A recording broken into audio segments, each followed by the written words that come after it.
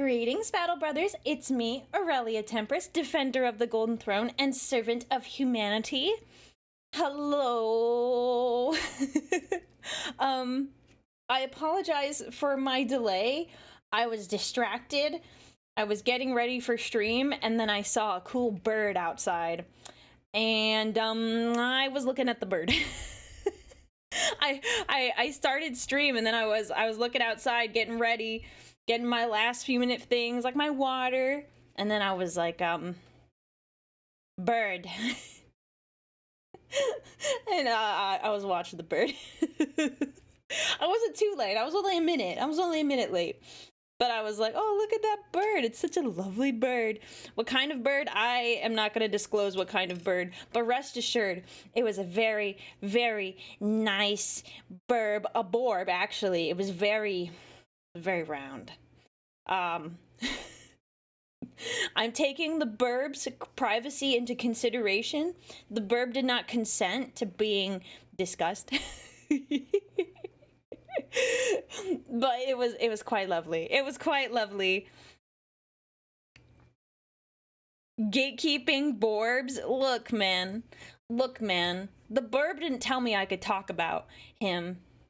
Yeah, it was a him. I can tell you that. It was very brightly colored, and I was very happy to see it. I was like, wow, you are a beautiful burb, which is why I was looking at it so much. And Aaron, thank you for gifting a sub to Sprinkle Bells. How very cool of you. Yeah.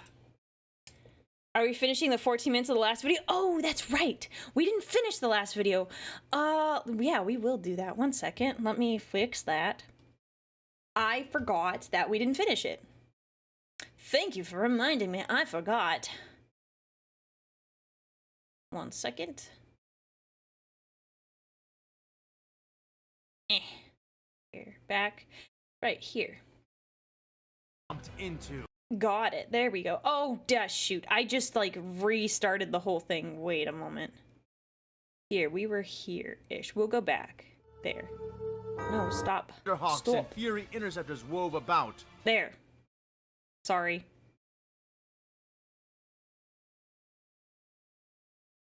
My bad. Yes, this is a book nook. So that's what we're not doing any like mini painting. We are doing this book nook. I know of a gamer sub mixture that's Mountain Dew Code Red. What is it? I'm curious. Because it has to be like a combination of different ones. I found some that are like similar, but they don't quite work.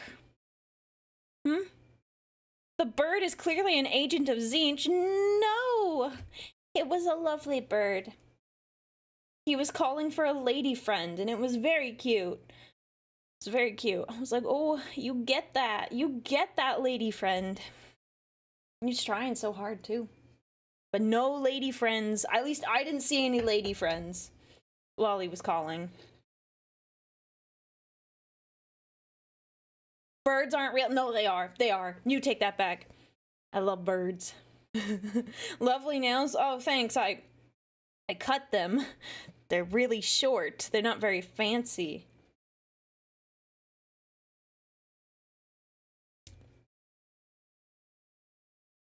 It's a cherry and citrus flavor. Yeah, I know one of them is good, that flavor. I did find there's a lime one that actually kind of, I think, would blend nicely together, but I haven't tried it yet. But I imagine it'd be more like a cherry limeade if I put them together. Me and that bird have a lot in common. Don't worry. Don't worry.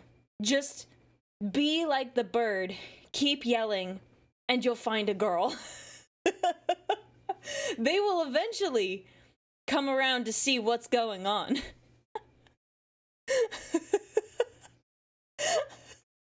It's okay, my dude. It's okay. Just keep screaming. It's like Just Keep Swimming from Finding Nemo, but it's just keep screaming, just keep screaming, just keep screaming, screaming, screaming. They'll come around eventually, you know? You know? Not sure that's how it works. Look, Andrain, I'm a girl. I can speak from experience. That is exactly how it works. You scream loud enough, Well, I wouldn't say we'll come running. We'll actually probably just start running away, but, you know, that's beyond the point. You will get someone's attention that way. You will get someone's attention. Now, is it good attention? To be determined.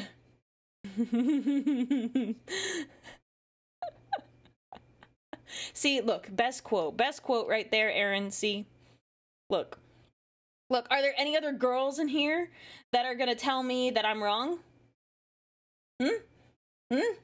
Any other girls to tell me that I'm wrong? Nope. Okay, so because I'm the only girl in this room, I must be right.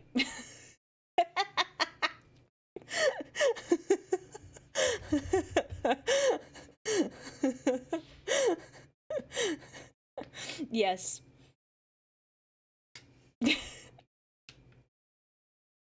Thank you. See, look, I got someone to back me up. Look, for the girls that are here, I've been backed up. So, see, I'm correct. Look. It's just that is how it is. Also, feed them. If you feed them, they'll like you. I can confirm. Anytime I am given food, I am happy. I'm so happy as a result. So, you know, just food for thought. Girls aren't real. Yeah, I'm so fake. I don't exist. Tippy tappers. Food is very important. In my experience, all my dates have involved going somewhere to eat. Yeah, because that's like, it's a biological necessity. We all need to eat. And this isn't always the case, but depending on who you're with, sometimes there's like just bonding that occurs when you're like eating with someone else. Even if it's like a family member, there is like stuff that happens there where you just like, you can become closer to each other. Like as a result, not like in a weird way if it's a family member, but like you just can. So food is important. I recommend feeding your whammons, as Froggy would say. She's already infected me with that. Now I don't say women, I say whammons now. The whammons. In any case, feed them. They're a lot happier because there's lots of times where like I'm like sad or upset and I'll be like, oh, and then I just eat something and then I'm fine. You know, that's how it is sometimes. You just need to eat and you'll feel better. You'll feel better eventually. 3 meals a week? No. That is toxic girl eating behavior. No girl dinners. I'm talking eat the good stuff. Make yourself dinner. None of this girl dinner stuff, which I have been guilty of, so I'm not above anyone on that. Speaking of Froggy, have I seen her sanguineous egg yet? No, I haven't. Is she live right now? Is my frog friend live? One moment.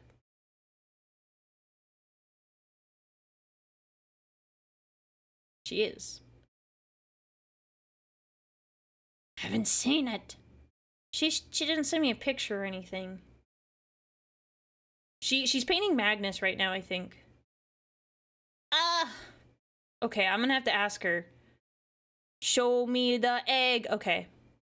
She hasn't painted it yet. Oh, okay. I was like, what? She would have sent me a picture if she painted one. Oh, okay. No betrayal has occurred. She has not betrayed me and not shown me the sanguine egg. Sanguineous?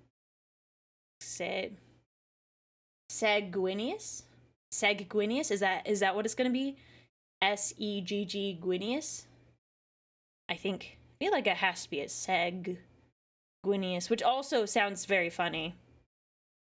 If you think about how sometimes people intentional misspelling so you can say words without getting filtered by YouTube or Twitch. That's just for me, though. Not for anyone else. Just for me. Anyways, where are my snips? Snips, snips, snips, snips, snips, snips, snips. Come here, snips. Here they are.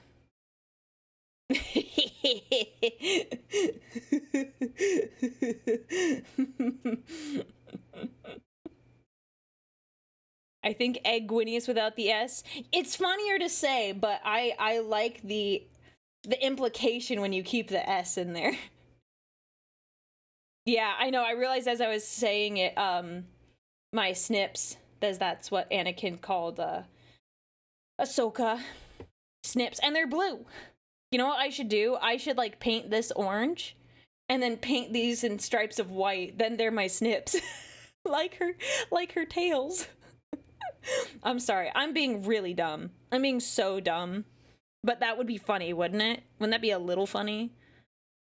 Snickers, you're not you when you're hungry. Yep, ALJ, thank you for the super chat. You're 100% correct.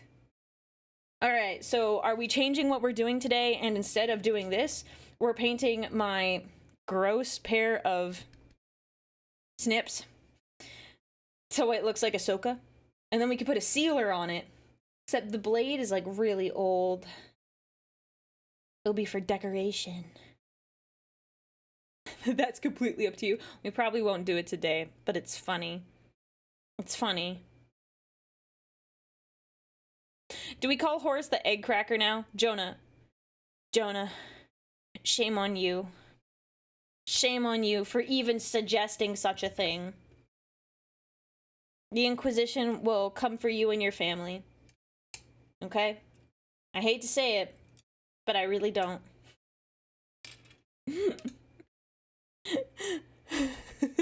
Have I slept yet? Yes, I slept last night. I got 6 to 7 hours? I don't know. I go to bed somewhat earlier, but then I'll wake up like an hour or two before I'm supposed to wake up, and I like can't fall back asleep. Or if I do, it's not very restful sleep.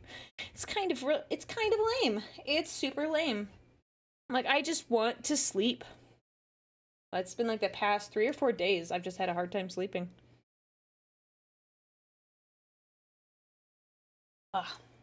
Okay, let me move YouTube chat over so I can see you guys better.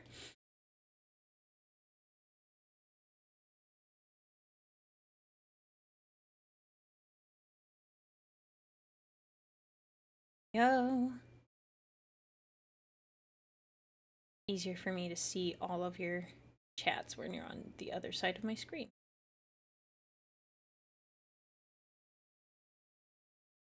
Now I have Miku stuck in my head. Thank you, guys. Miku, wee you. There. Okay. That's good. Okay. Let's make sure I see YouTube chat nice and good. Hello. All right. So we'll start. We are on episode 31 of Star Wars versus Warhammer 40K. It's been a hot minute.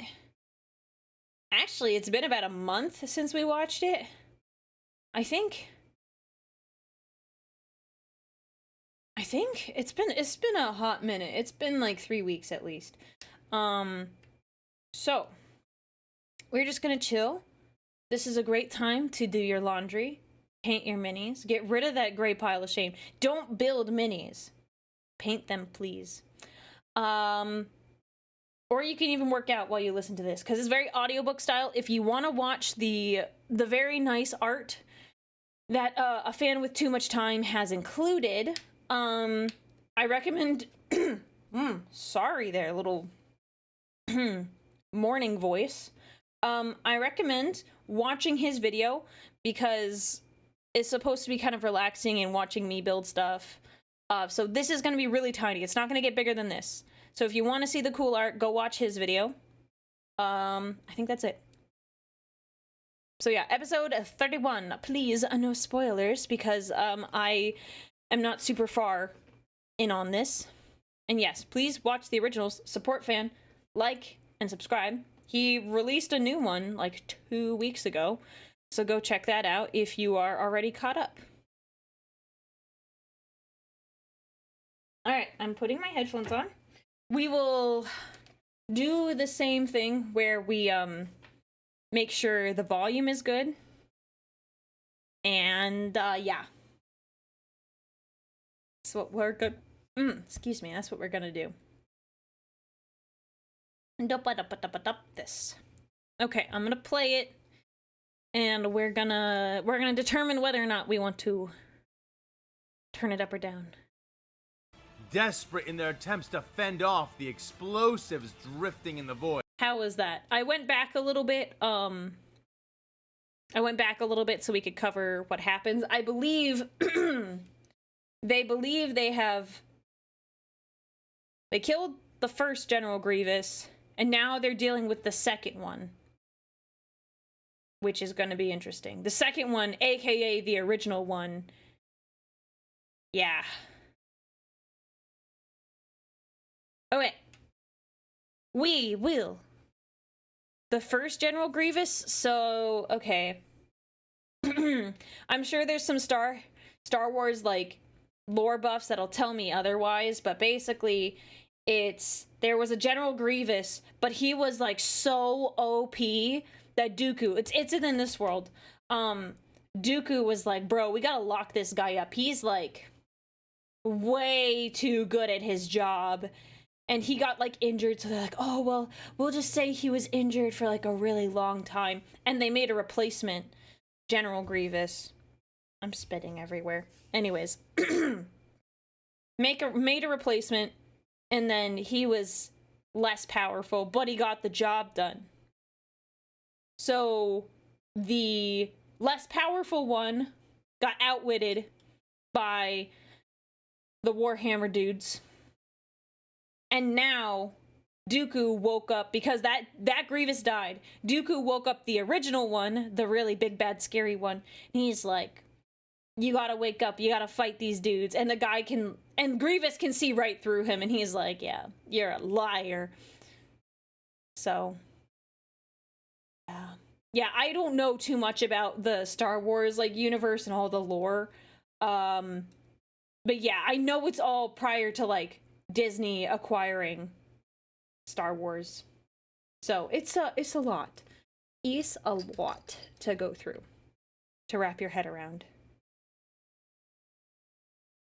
So, yeah, those are just the very, very, very, very, very, very simple basics of the whole thing.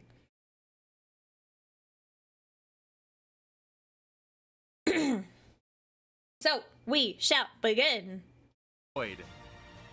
But it was working, and the battle group managed to shoot its way out as it raced with growing speed towards the brown sphere before them, and the black dots which stood between them.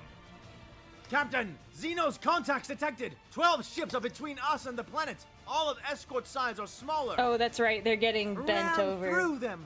Do not stop! Because Grievous is showing up and he means business. There's a fleet behind us as well! 35 ships now making to move around the minefield. The sensors operator relayed. Ignore them. By the time they get around those mines, we will already be in orbit of the planet.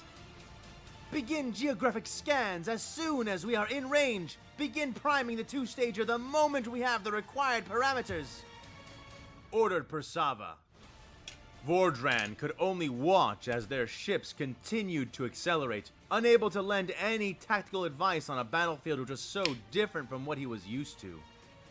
He had to have faith in the captain and the ships. And in For the now, Emperor. they were truly committed to the fight. Okay. The escorts burned ahead, led by the light cruiser, which was putting everything it had into its engine strength. Its shields flagging, but intact. It made contact with the enemy ships first, sprinting through their outbound fire and smashing into one of their larger cigar-shaped ships. It began to break apart, and then exploded violently. What was that? I'm sorry. The Force captain Violently. exclaimed, watching the expanding fireball which consumed the bearer of hatred. The light cruiser emerged, shields utterly undone, ship bleeding scrap and fire into the void as it continued its full burn towards the planet. But as surprising as the disproportionate explosion had been, it was not as surprising as what happened next. The bearer of hatred was rammed by two of the smaller capital ships of the enemy. Oh. The twin vessels veering into its path and each detonating with disproportionate force. Fire ships! Exclaimed Persava as the leading escorts also collided with similar ships, doing as ordered and blowing apart in the resulting detonations. What? Asked the force captain. Suicide ships! They're probably filled to the brim with the same kind of mines we just escaped from.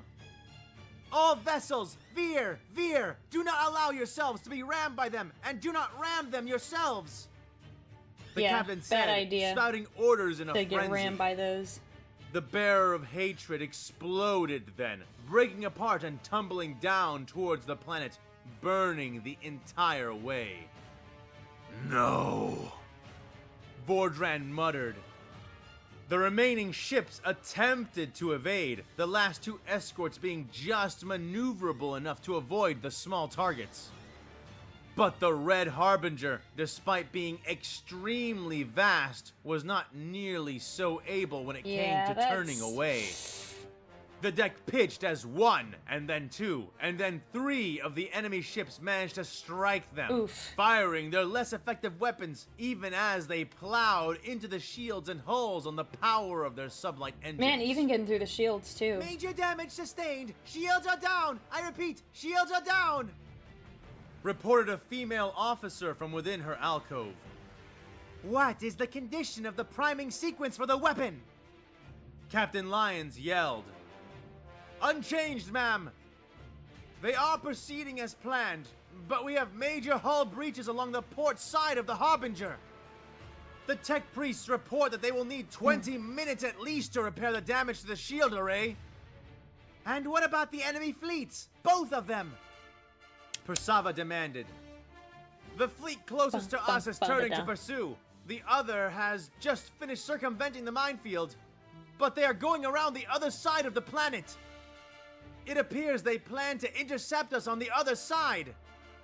The sensors officer reported. That isn't good. Then we will deal with them then. Keep the engines going and keep me appraised of the situation with the torpedo. Ordered the captain. Scans have commenced. Parameters are being verified as we speak. Said a crewman. The last three ships of the battle group dropped into high orbit over Hypori, visible from the ground by the streaking fires that left their overworked engines, creating a trio of blazing tears across the sky, as though the world were being clawed by some enormous, invisible beast.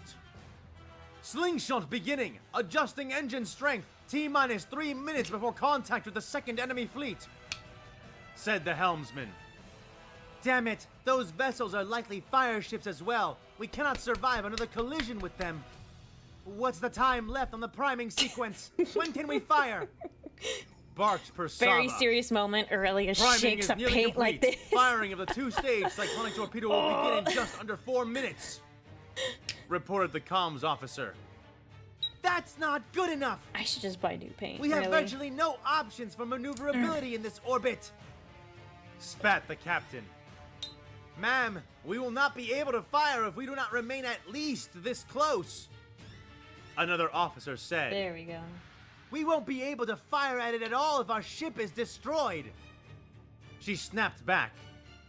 How much lower can this ship go? Get low, get low, get low, get low. Maybe 3 or 4 kilometers down? Any more at this speed and the atmosphere will tear us to ribbons, said the helmsman. That isn't much, but it should be enough.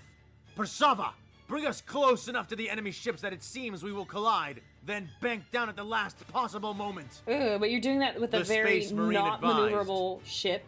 It is the only way. The only way. He added. It is impossible, Force Captain. She answered in return, a thick line of sweat weaving down her face. Ballsy to tell a space We marine are that. fast, but we cannot maneuver like that. Hey, I called it! We just don't have those kinds of thrusters. I called it. She said. Wow. I'm just so Yes, cool. we do, said the space marine. Just not on our engines. Tilt the Harbinger sideways and use the recoil from the ship's weapons in conjunction with our maneuvering thrusters to veer us down, Oh, that's right. he said. She bit her lip. That's right, I thinking do for a remember moment this now. Before nodding. Make it so. Order the gun crews on the right side of the ship to disengage the recoil dampening systems. We need all the shake we can get to make this work. Helmsman, stay on it. Aye, aye, Captain. The helmsman Look, said, it's either tech gripping his heresy or you controls more die. tightly.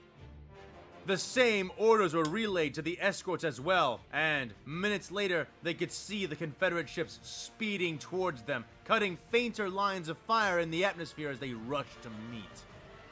Steady, said the captain. The enemy fleet was now beginning to converge, targets clearly chosen as their globular clusters began to shift into nearly linear formations. Steady, she reiterated. The enemy ships began to open fire, bright green and red lines streaking past the Imperial vessels and splashing against their prows. This is where we were last time. Fire! We didn't see what the results She were. shrieked, and the cannons on the starboard-facing broadsides of the Red Harbinger unleashed their fury, aiming at nothing but succeeding in jerking the ship towards the planet, the escorts veering down on their own engine power alone. The Harbinger and its fellow ships were surrounded in cloaks of fire as the atmosphere began to burn around them. But the ships held strong enough, unable to remain forever. Yeah, void but ships not aren't supposed to needing be in the atmosphere. The daring maneuver was nearly enough to evade the enemy vessels. Nearly. But as they ducked down, the Confederate ship sought to follow. One of the small vessels clipping the side of the Harbinger and tearing away a part of its Oof. hull. The struck craft spun up and back for a moment, twirling in the barrier between world and space, before exploding in a cascade of detonations. Yikes. But not close enough to damage the strike cruiser. Yes! That's The only captain one howled, ship, though. and the bridge crew released beleaguered cheers, especially when the enemy ships of the Second Fleet began to collide with the pursuing First Fleet, exploding and catching other vessels in the wake of the detonations. All right, countdown on the torpedo, she called. T-minus 40 seconds to firing, Oh, that's still a said ton the of comms time. officer. Good. Return to standard orbit. Let's drop this judgment on them and get out of here before more show. Persava began to say. Captain, planetary shields just went up! Came the panicked cry of the sensors operator. Well, Vordran felt it his was a guts good run, drop as a gents. flickering field of light suddenly appeared before them, directly in the path as they made their way up. Without a word, he took the helmet cradled under his arm and slid it on before grasping the side of the command throne with both hands. Burning throne! Brace for... yikes. Persava began to yell before the three ships of the battle group collided head first with Hypori's particle shielding, Dang. breaking apart against the energetic skin of the world's defense, repurposed into a trap they had all too eagerly jumped into. The two escorts were smashed, Well, and the Red Harbinger was broken in It was half. a good try, gents. All began to descend, free-falling to the waiting world below them, their wings clipped, their broken bodies falling to the earth. Oof. Yikes. Sorry, bros. Yeah, it was a good run. Captain Vordran! Please wake up, Captain Vordran! Said a distant voice, a voice Vordran could barely understand. But it simply kept calling him, over and over, and with each repetition it became clearer and clearer. He blinked blindness out of his eyes and saw that his helmet lenses were cracked and flickering. With a groan, he reached up, feeling that his body was broken, but not enough to stop him from moving. As he disconnected his helmet and tossed it aside, he automatically ran an internal report on his own condition. Not Rib plates good. cracked, fractured across most of his body. Mild internal bleeding, 3 dislodged teeth in the back right of his mouth, and he'd back bitten right. off the very tip of his tongue. Ooh, ow. All in all, he was surprised that it was not worse, and with the help of the Marine who was standing over him, he rose, armor screeching in protest. Report. He managed to grunt as he began to look around. Ito, thank you He so was much for still on the bridge, subscribing. though he was now on the roof. All around him were the gore-laden smears which once composed the bridge crew. He winced as he spotted the bruised, ruined remains of Captain Persava's severed head, which Oh. had somehow come free of her body in the crash. Sergeant Kandrin reporting in, Yikes. the man said obediently. We are on the planet, on Hypori. My squad is half gone. 2 are dead, 3 are in trance or too heavily wounded to be moved easily. My 4 remaining Marines are up and mobile, but no one man got through this crash unscathed. The conditions of the other 2 squads are unknown, but I would not count on ever hearing from them again, sir. The sergeant reported. What about the mortal crew? Vordran asked. Well, maybe a few survived somehow, but what you are seeing around you is all I found so far. And Brother Librarian Dendran? What of him? The Force Commander asked. The sergeant could only shrug. I haven't seen him yet. He is likely dead or unconscious, given that he has not reached out to any of us thus far.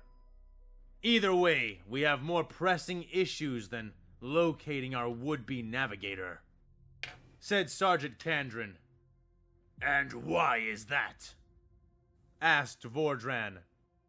It's best if you come see. Can you move? Asked the Marine. Vordran nodded. Well, enough. Lead the way, he said. Kandrin led Vordran out of the bridge and to a nearby airlock hatch. The space was not only upside down, but it was also tilted at a sharp angle, and climbing up through it was agony. That agony only increased once they exited, the cold wind of the mostly barren world whipping at their faces. Come, we must climb, said Kandrin, and Vordran followed without complaint, though he also considered that what he was being shown would need to be damned important to go through all of this.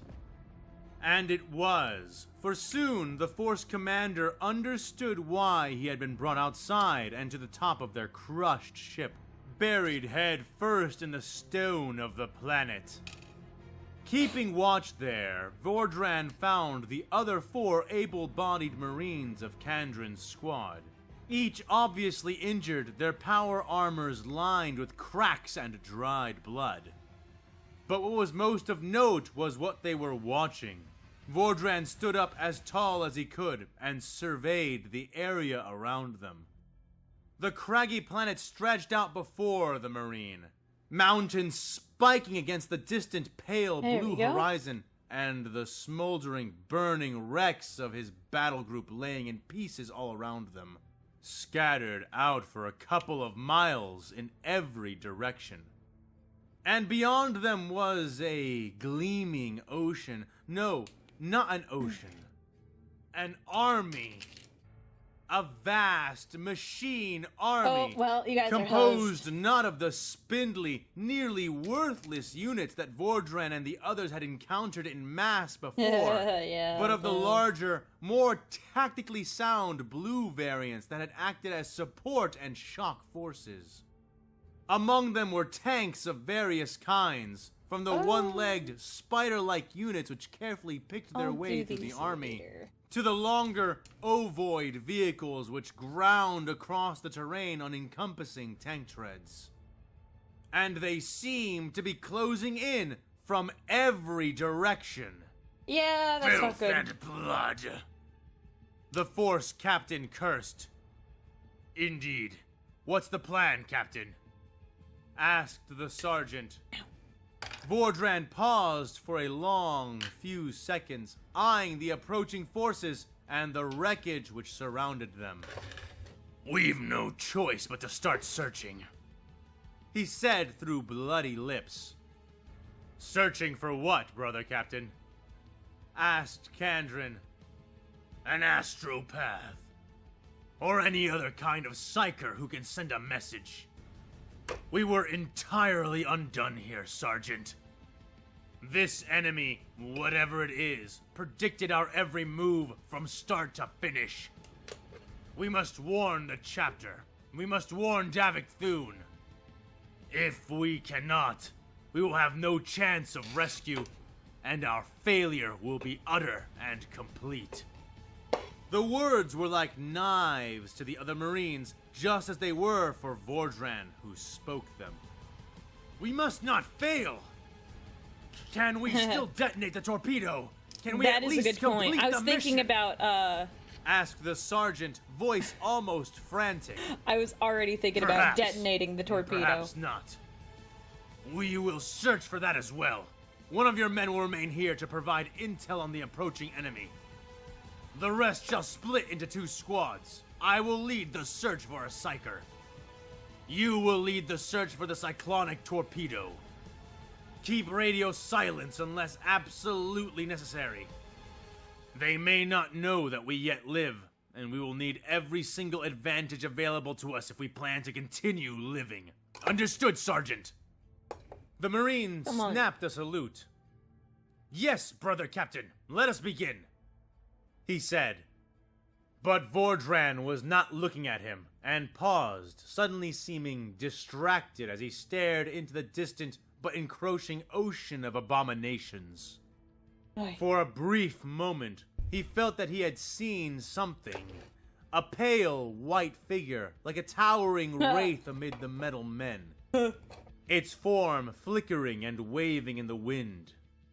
He had seen it, and he was sure, for some reason, that it had seen him. Force Captain? Asked Kandrin. Yes, let us begin as soon as we can. Meet back here at 1 interval, or once we have found what we are looking for. Move out, Marines!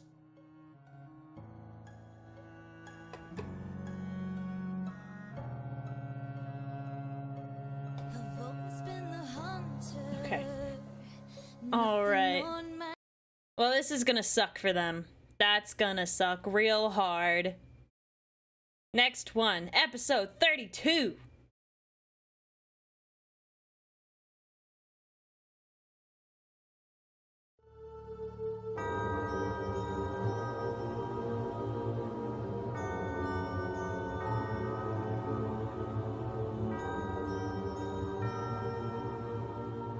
Okay. What? I want Padme to give birth to Luke and Leia. Dang it.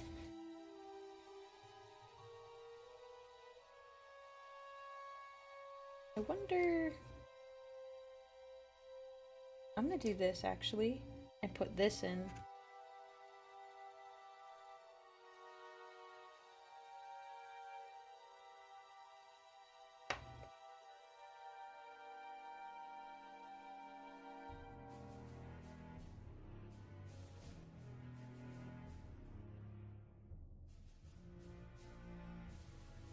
Oh, good night. It's gonna be rough.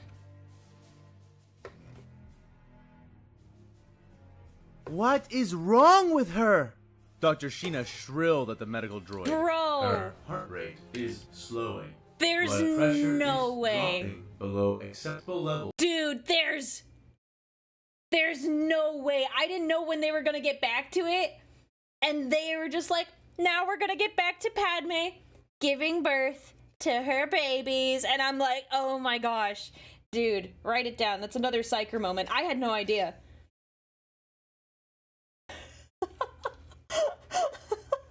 Dude, sometimes I'm like, yeah, maybe I'm just like crazy. Maybe it's just like, maybe I'm just imagining it. Maybe it's just like not really like something I'm capable of. And then like that happens.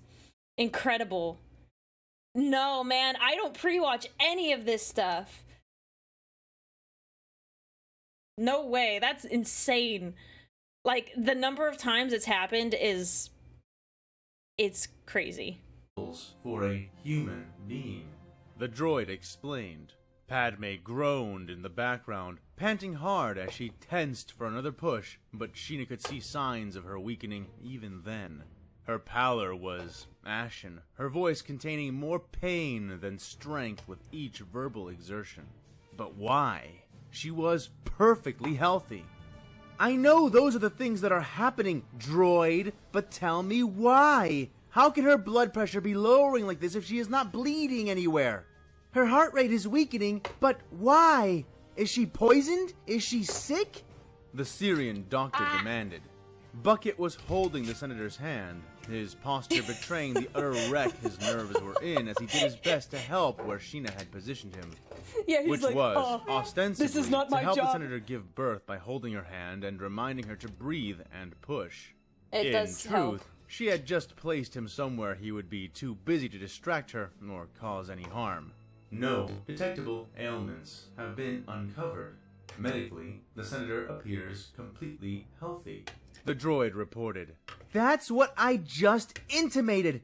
I demand you provide a theoretical diagnosis this instant. Compute! She has She lost ordered. the will to The live. 2-1 I doubt B it, though. series droid before her paused and made a clicking sound as its cavernous processor went to work, leaving Sheena sitting and waiting in her hover chair, tapping her good foot impatiently. Okay, so how is Behind this them, even being supposed to attended by line up? several other droids, was the dying form of Padme Amidala, who had begun weakening the instant she went into labor. The droids were urging for a C-section procedure to save the babies, but Sheena was utterly unconvinced. The senator from Naboo had been just fine minutes ago, and they were in the heart of the senatorial medical facility, one of the best of its kind in the entire galaxy. Even if she went over and cut off Padme's head with a Sith-forsaken lightsaber, the facility here should have been sufficient to not only save her brain, but provide her with a near full-body prosthesis in a matter of hours or days. What the So heck? how, by the many moons of Iago, were they losing her? The droid finished its calculations and began to respond. A proper theoretical diagnosis is not possible at the moment, due to lack of data. The medical machine droned.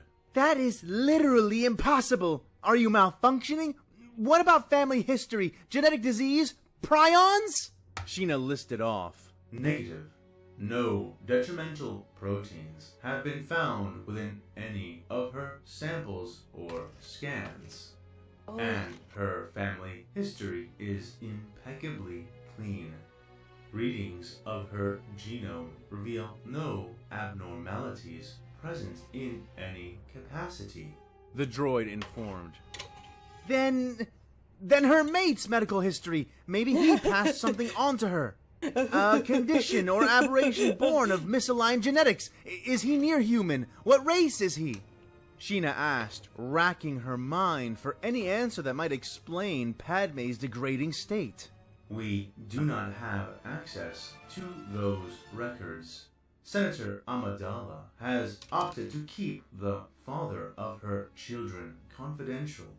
Without her compliance, it is not possible for us to There determine. we go. I think It we began got to it. say.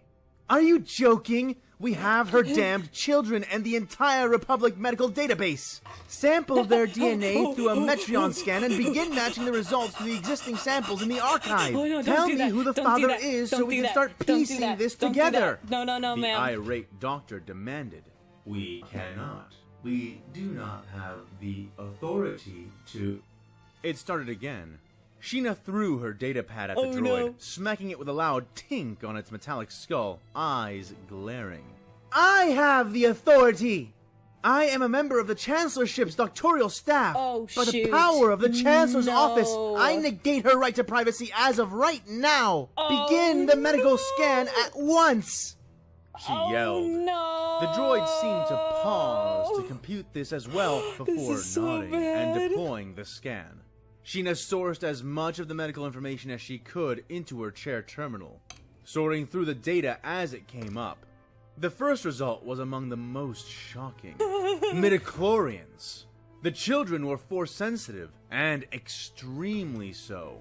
As interesting as that was, it barely prepared her for the full findings of the scan. What the... Anakin Skywalker... Anakin Skywalker is the father? She breathed, exasperated. Great. Just great. That doesn't complicate matters at all. Give me a full breakdown of his medical history, both him and his family, if we have any records of them at all. Carking Jedi, always so sloppy. She fumed, helping the droid check through the data, looking for I think Padme might say the same thing. a Anyways. pattern of any kind. But there was simply nothing there, nor should there be. Anakin was human and exceptionally healthy in and of himself. Nothing in what she was seeing would suggest that any complications analogous to what Padme was suffering through should occur. There are no markers or signs that would result in this kind of vital failing, even after reviewing the entirety of Supreme Commander Skywalker's medical entries. Her body does not appear to be under attack, nor is this the result of an autoimmune response. It is as though she has lost the will to live. Oh, The come droid on. barely had time to start its final sentence before Sheena jammed a button on her That doesn't make armrest, sense. deploying a Like- thin, glassy barrel from the base. It made sense, like, before. Like, in the originals, where it's like, oh, she lost the will to live because she found out that Anakin and younglings and all the terrible, terrible stuff that he did. But, like, I don't know if it makes sense here. Like, she actively is like, I need to tell Anakin a thing, and then went into labor. Like, I don't know if that's the same. I guess we'll find out, but I'm like, doubt. Base of her chair and firing a single shot from it. The weapon issued forth a loud silver flash, a discharge from a gun far more exotic than any blaster. And the droid was torn to pieces as the That was projectile a ripped choice, a massive man. rent into the center of its chest cavity. The machine stumbled and tumbled about before falling into a sparking heap upon the ground. Lost the will to live? What kind of nonsense are they programming into medical droids these days? She grumbled, ignoring the shocked teams of droids and other medical personnel around her as she assumed control over the primary medical console, taking Padme's treatment into her own hands. She But knew that she's not that kind of doctor. She's a doctor, but that doesn't mean she's like a doctor, like able to give birth to like help birth babies. That just because you're a doctor, you could be a heart surgeon. That doesn't mean you're able to help a woman give birth. You could help, but like it's not the same. there must be something she was missing, something hidden from her. Sheena's eyes seemed to vibrate as she began to absorb data on the primary console, scanning medical reports and blood test screens. Ma'am, as you should quickly get as that her checked out. Your impressive eyes should mind not could be process. vibrating. The damn That droid sounds very appeared to have bad. been correct about at least one thing. Nothing was pointing to the reality they were watching. Okay. Nothing. Padme was fighting for her life, for her children's, for her Jedi lover, for the Republic I itself. do wonder if But this is like something- a Palpatine thing where he's like force choking her from like 50 miles away. That's the only thing I can think of. That there's like he's the Sith, but he left. He left. So something or someone is interfering with this sort of thing. Was killing her. A pressure that none of them could see. A force which was gradually squeezing and sapping the life out of her body. A force But hurt what her. could it be? What could it be? The answer struck her like a bitter upchuck of bile. She enforced upon herself the deductive mantra that had served her so well in the past. Once all other possibilities have been eliminated, then all which remained must be the answer, no matter how unlikely. Any mystery could be narrowed or destroyed by the application of that creed. Don't She think I had to agree with believe that For entirely. it was only through it that she could muster the will to subdue her pride and make the call she needed to make. Get me in contact with the Jedi Temple, she sighed, looking to the nearest droid who was not otherwise occupied. Anakin go and get What? outed. The Jedi? What can they do about this? Bucket Well, asked from midichlorian Padme's babies. side. Whatever is killing her is not a normal ailment, Bucket. She is dying out of nowhere, as if by magic. So if we are dealing with magic and not science, then we need a wizard. They do have Dr. Sheena doctors. said, tapping furiously, injecting the Do senator with a Jedi dose like of being adrenaline called to keep her wizards? alive long enough for the help she would need to arrive. So, you mean a Jedi? Bucket asked, flinching as Padme squeezed his hand twice as hard as before. Dr. Sheena shook her head. Not just any Jedi, Fun fact. she said. I learned this, and I thought that it was interesting that when like a woman is giving like birth, that if she's like holding her partner's hand, like it helps like relieve some of her pain and like stress because she's like touching them and like getting like to squeeze. And I think that's like really sweet. So if you can, be there for the birth of your children. I heard that and I was like, that's really cute. Before turning back to the droid, who was already hurriedly typing on a communications terminal. We need Master Yoda, and we need him now! Yoda specifically? Oh, that's a tall order. I'm sure... I wonder if she's gonna tell him, though. Boba hung off the end of the speeding bike, facing with his back to the driver, the seat he was in being designed for a much larger rider. Sand billowed about the two of them, and the bright suns colored them in, blinding any unshielded eye. They were on the way to Arnthot's Lookout, a survey and monitoring station a few clicks out from Arnthot's Pass. It was, officially speaking, a local project which was funded by the Republic. However, that funding had dried up ages ago, along with any interest in the actual project itself. Yet still, the station remained staffed with at least 15 crew all throughout the year, for years since that time. Why? One word could explain it. Spice. The scientists had been replaced with less technical professionals We're getting of a some distinctly Dune in less here. civilized profession. Do you Yet, spice? due to the excellent positioning of the station and the dry, difficult conditions around its approach, business tended towards being good, and the project, such as it was, remained successful.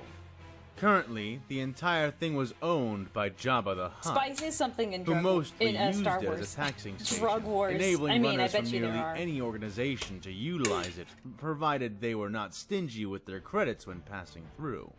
Oddly enough, the Commissar and his people had seemed more interested in its original, failed purpose than its current enterprising one. And upon learning about it, had dispatched Boba out on his first official job as an agent of the Imperium. Ooh. He was to help these strangers locate and secure the station ahead of their main body's movement into the pass itself, a route they were taking while searching for where to found their new capital. Speed was an important factor, as their supply seemed to be severely limited. So he had been sent with a squad of Space Marines to facilitate both the capture and technical appraisal of the equipment. These Marines, however, were not the same kind he had seen before. Those giants had been taller, wearing green armor, and had kept their enclosed helmets on at all times. These are blue. The new warriors he rode with wore gray armor, which they covered in bone charms you know the picture? and massive beast The space pelts. wolves right there. They wore the no picture? helmets, not a single one, allowing long, greasy strands of braided hair to blow in the wind. Each man sporting a mane, but no man wearing it in the same fashion as the last. 4 were on foot, 3 were on a pair of bikes, and the last rode a beast, a monster resembling, in the most basic of ways, a wolf, though it was clearly something more. The 2 drivers of the bikes, and the 4 men who ran after them, seemed relatively young to Boba, though still older than himself. They wore feral grins, and were prone to spontaneous singing and howling. That's funny. Something he'd learned all too well during their 3-hour exodus towards the station. Their armors were relatively unadorned, at least compared to the last 2 in their party. I see. Both of whom bore armors which were thick with tribal vestments and tokens of bone, steel, and flesh. One of them rode nearly as Boba did, facing forward on the second bike. He stood apart from all the others, his armor appearing black and red, with only one shoulder pad on his right side matching the others. Bearing an orange field with the shadow of a Rune wolf's priest? growling head imprinted darkly over it. Though he wore bone charms and pelts of his own, his armor stood out more for the pair of massive industrial droid limbs which protruded from the back. Oh no, His face it's a was tech priest. wizened, scarred, and he wore a thick black beard Not a to tech match priest. his greasy, Tech marine, braided my bad. strands of dark hair. My The brain is last focused among on them, this. who was first in truth, was a man who seemed not so much apart from the rest of his pack, but an extreme example of what and who they were. He seemed even larger and broader than the rest, his armor far more ornate, rattling with its accolades and charms. He bore an axe which shimmered like storm lightning over reflective ice, a weapon he held perpetually in his hand as he rode astride the powerful wolf beast which was his mount. His hair was white and shaved on one side, revealing a deep blue woad tattoo which was woven into an intricate knotting pattern. He wore scars under his eyes and across his chin, the irregularity and asymmetry of them suggesting that they were not intentional additions to his face. And his eyes were bright yellow Only and Emperor's intense as the children twin add scars suns to their of face on Tatooine. purpose. Boba did not know the names of the warriors, but he knew that this leading one was called a Wolf Lord, and he was warned to maintain a proper level of respect when dealing with him and his pack. The Wolf They Lord. remained at relative pace with each other, the 4 on foot sprinting fast enough to keep up with those who were mounted, at least until they came within 4 kilometers of the station in question. It's not far now. Turn south a bit, and you'll see it soon on the sunward horizon. Boba transmitted into their squad comm. Aye, then it's time. Said the man at the lead, the one riding the beast. We make it quick. Any who damage the structures will make penance to me, and I have no reason to be kind to reckless claws. Remember yourselves, and the Wolf Father's wisdom. Bring back from this hunt a victory to humble our cousins. Break your shackles and let howl thine fury, my claws of winter. Thine. At those words, Wasn't the expecting following a men space wolf released to use sudden that and word. terrible howls. Bellowing through augmented throats, their shouts shaking the sands for miles around before their voices were joined by the sudden roar of their bike engines. The blocky machines lurched forward so quickly that the young Fett nearly found himself thrown clear of his bouncing seat, barely managing to keep his hold as troughs of sand were kicked up several meters into the air. Whoa! Hey, a little warning maybe? Boba yelled, but the man at told the you head they of the were bike going. only bellowed out a laugh in response to his whinging. Don't ye blink, whelp, or you'll miss a sight you're not likely to see again. That's true. This is the charge of the Vulcan Fenrica. Enjoy it! The man yelled, his bike and his compatriot quickly outdistancing the running Marines, even as the wheeled machines themselves were outdistanced by the lopping, leaping footsteps of the beast their leader rode.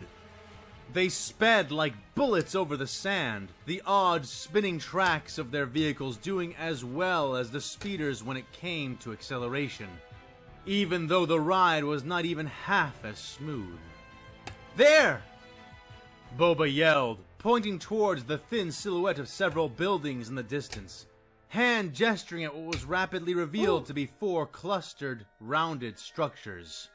The riders honed in on them, their leader arriving and dismounting before any of the others managed to reach the camp, throwing himself from his saddle and taking the lead, his beast padding alongside him.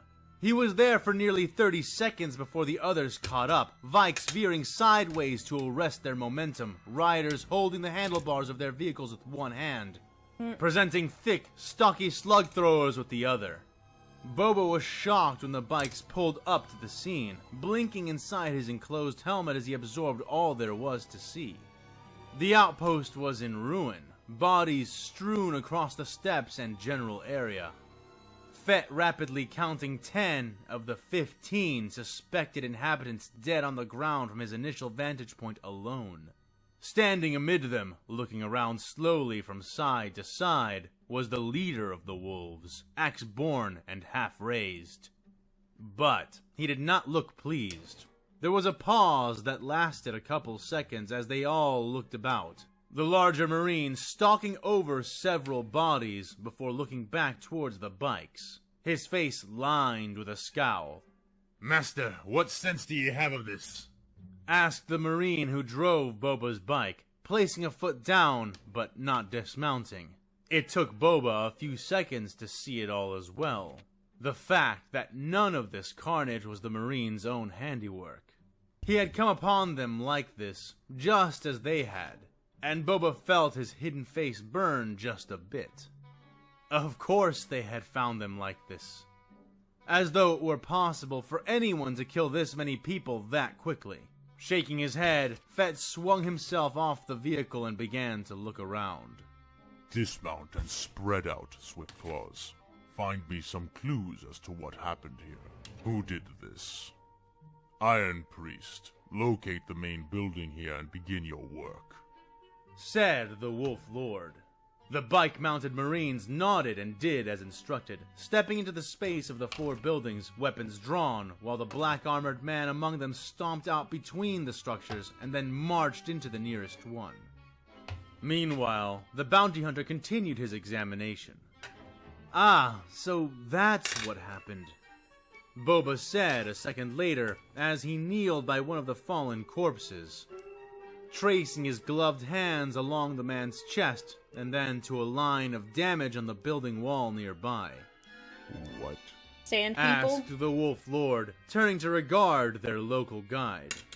Boba stood and pointed down at the pockmarks lining the wall, and then at one of the dead spice runners, a Nikto whose face had been completely caved in by something blunt and pointed. None of this damage was made with blasters. Slug throwers and melee weapons. Looks Tusken to me. Must have been a raid. Recently, too. No one started to smell yet, said the Fett, scrunching up his nose. Ha! A matter of opinion, lad. But he speaks truly, Wolf Lord. Stink as they do, these aliens have not yet begun to putrefy, provided such beasts are made with the logic to rot at all, that is. Oof. Said one of the Swiftclaws who knelt nearby, over a pile of 3 men who had come out of one of the buildings. Their small heap suggesting they had been shot one after another as they exited. The towering master of the Marines raised a thick eyebrow. Tuskens. Are they Xenos? Asked the Wolf Lord. Boba nodded and stepped away from where he had been examining the bodies, swinging his head around. Yeah, locals. The real locals. Technically that makes us the aliens, but they're not human. They don't play nice with outsiders. Kinda want everyone to get off their planet. The ones who did this can't be too far away. It's just strange, he said, looking about the camp and then between 2 of the buildings. What is? Asked the axe-bearing Astartes. Well, Tusken Raiders raid, obviously. But how did they manage to pull this off? They shouldn't have speeders of their own, and sneaking up on this outpost in the middle of broad daylight, even with speeders, would be a trick I don't think they could pull off. Not unless... They had hell. Boba muttered, walking about. By the Wolf Father, spit it out, whelp! Said the Swiftclaw. Yeah, give me a carking second, Boba said, waving his hand at the demanding Marine as he looked around. Ha! There! he said, spotting a set of wide, odd indents in the sand. The two Marines closest to him, the Wolf Lord included, stepped towards what he was examining and looked at the patterns. The younger one scoffed. "Aye, seems to me you found it, whelp. That sand, all right, explains it all," he said with a laugh. Boba scowled under his helmet. Oh, I love Space Wolves. It's the sand he's looking at. What's that here, boy? What do these lines mean? Asked the Lord. Fett nodded at this. From the size of it, I'd say it was a spice train. Jabba probably sent it ahead of you, maybe even sent it to get ahead of you around the route. Either way, it was stopped over at the station, parked right here when the attack began. And now it's gone. It would have been distracting while it was present, maybe distracting enough to hide a rapid approach. But again, Boba said, Tuskens don't use speeders. The Wolf Lord said with a nod. They made it look Boba like Tuskens. nodded back. Not usually, he affirmed. The other Marines were arriving on foot now, approaching from all sides and taking up a perimeter.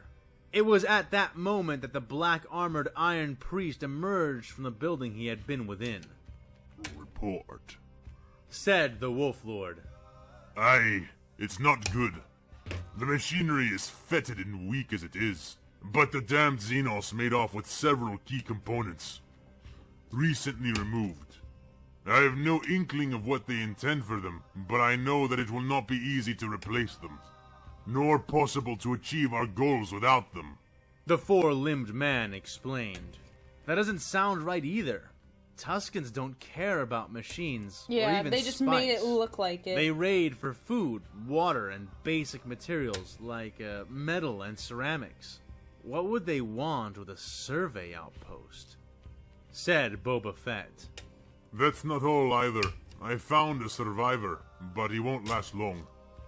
He was holed up in the backmost room, 4 guns aimed at the door. I took him from him, but his wounds were already severe. He's some kind of Xenos, but he looks mannish, is saying things, but I have no clue what. The Iron Priest informed. Right. Fett, get in there and find out what you can. Yannick, cover the guide. His safety is your safety. Said the Wolf Based? Lord. Aye, it'll be so, Lord.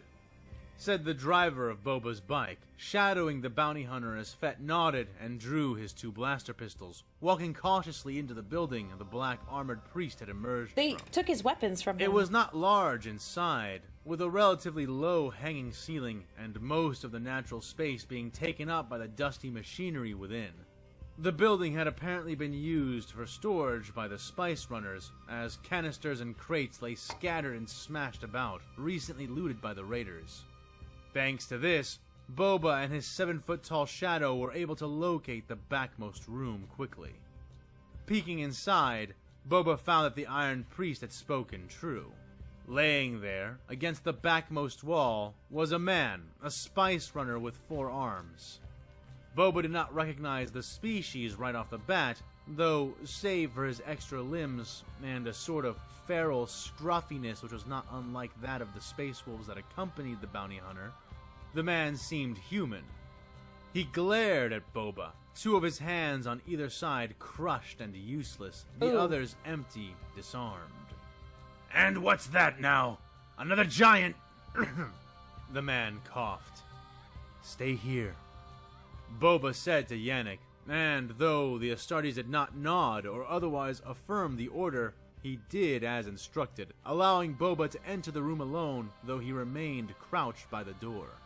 I'm one of Jabba's bounty hunters, said Boba, turning the corner and raising his blaster pistols up, but not sheathing them.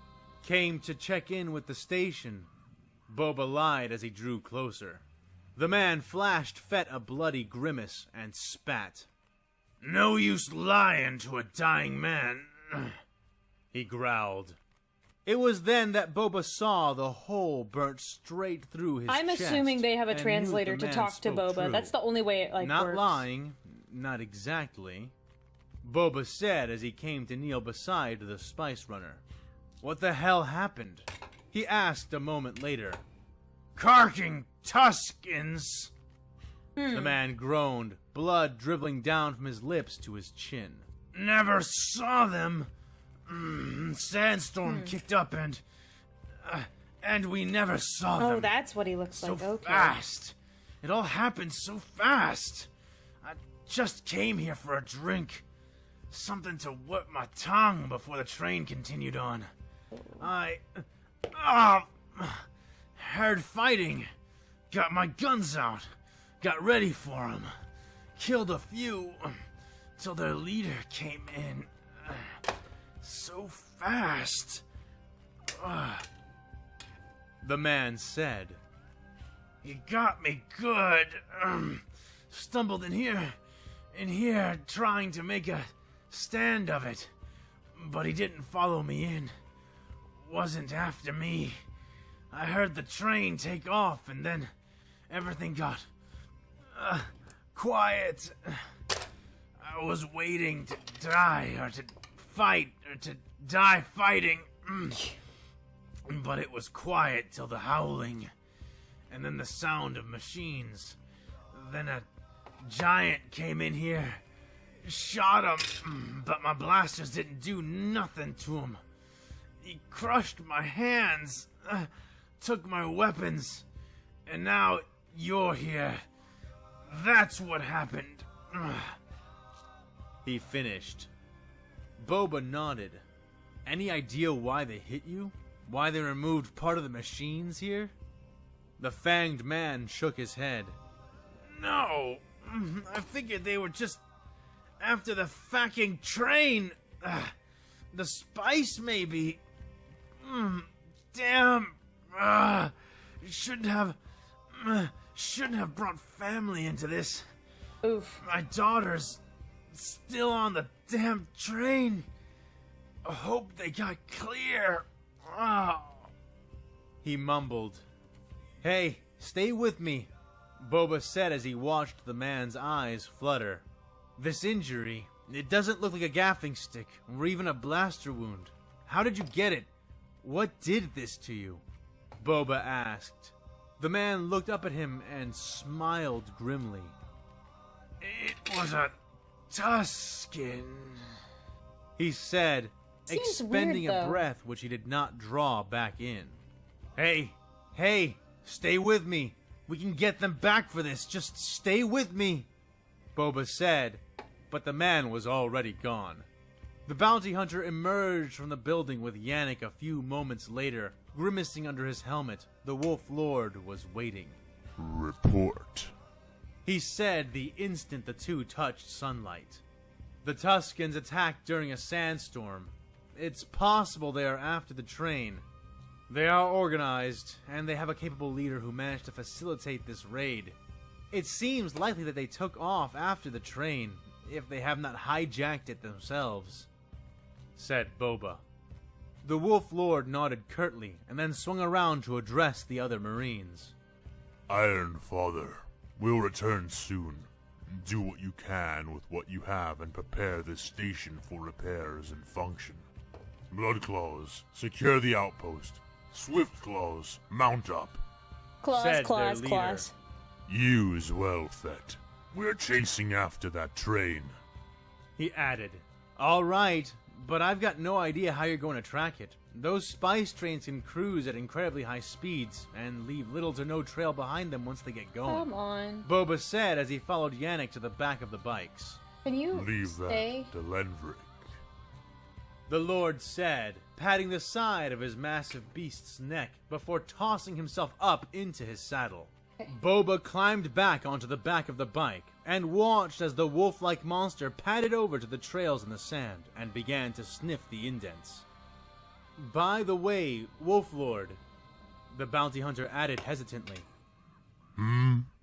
Was the response he got. You're going to want to be very careful on this one.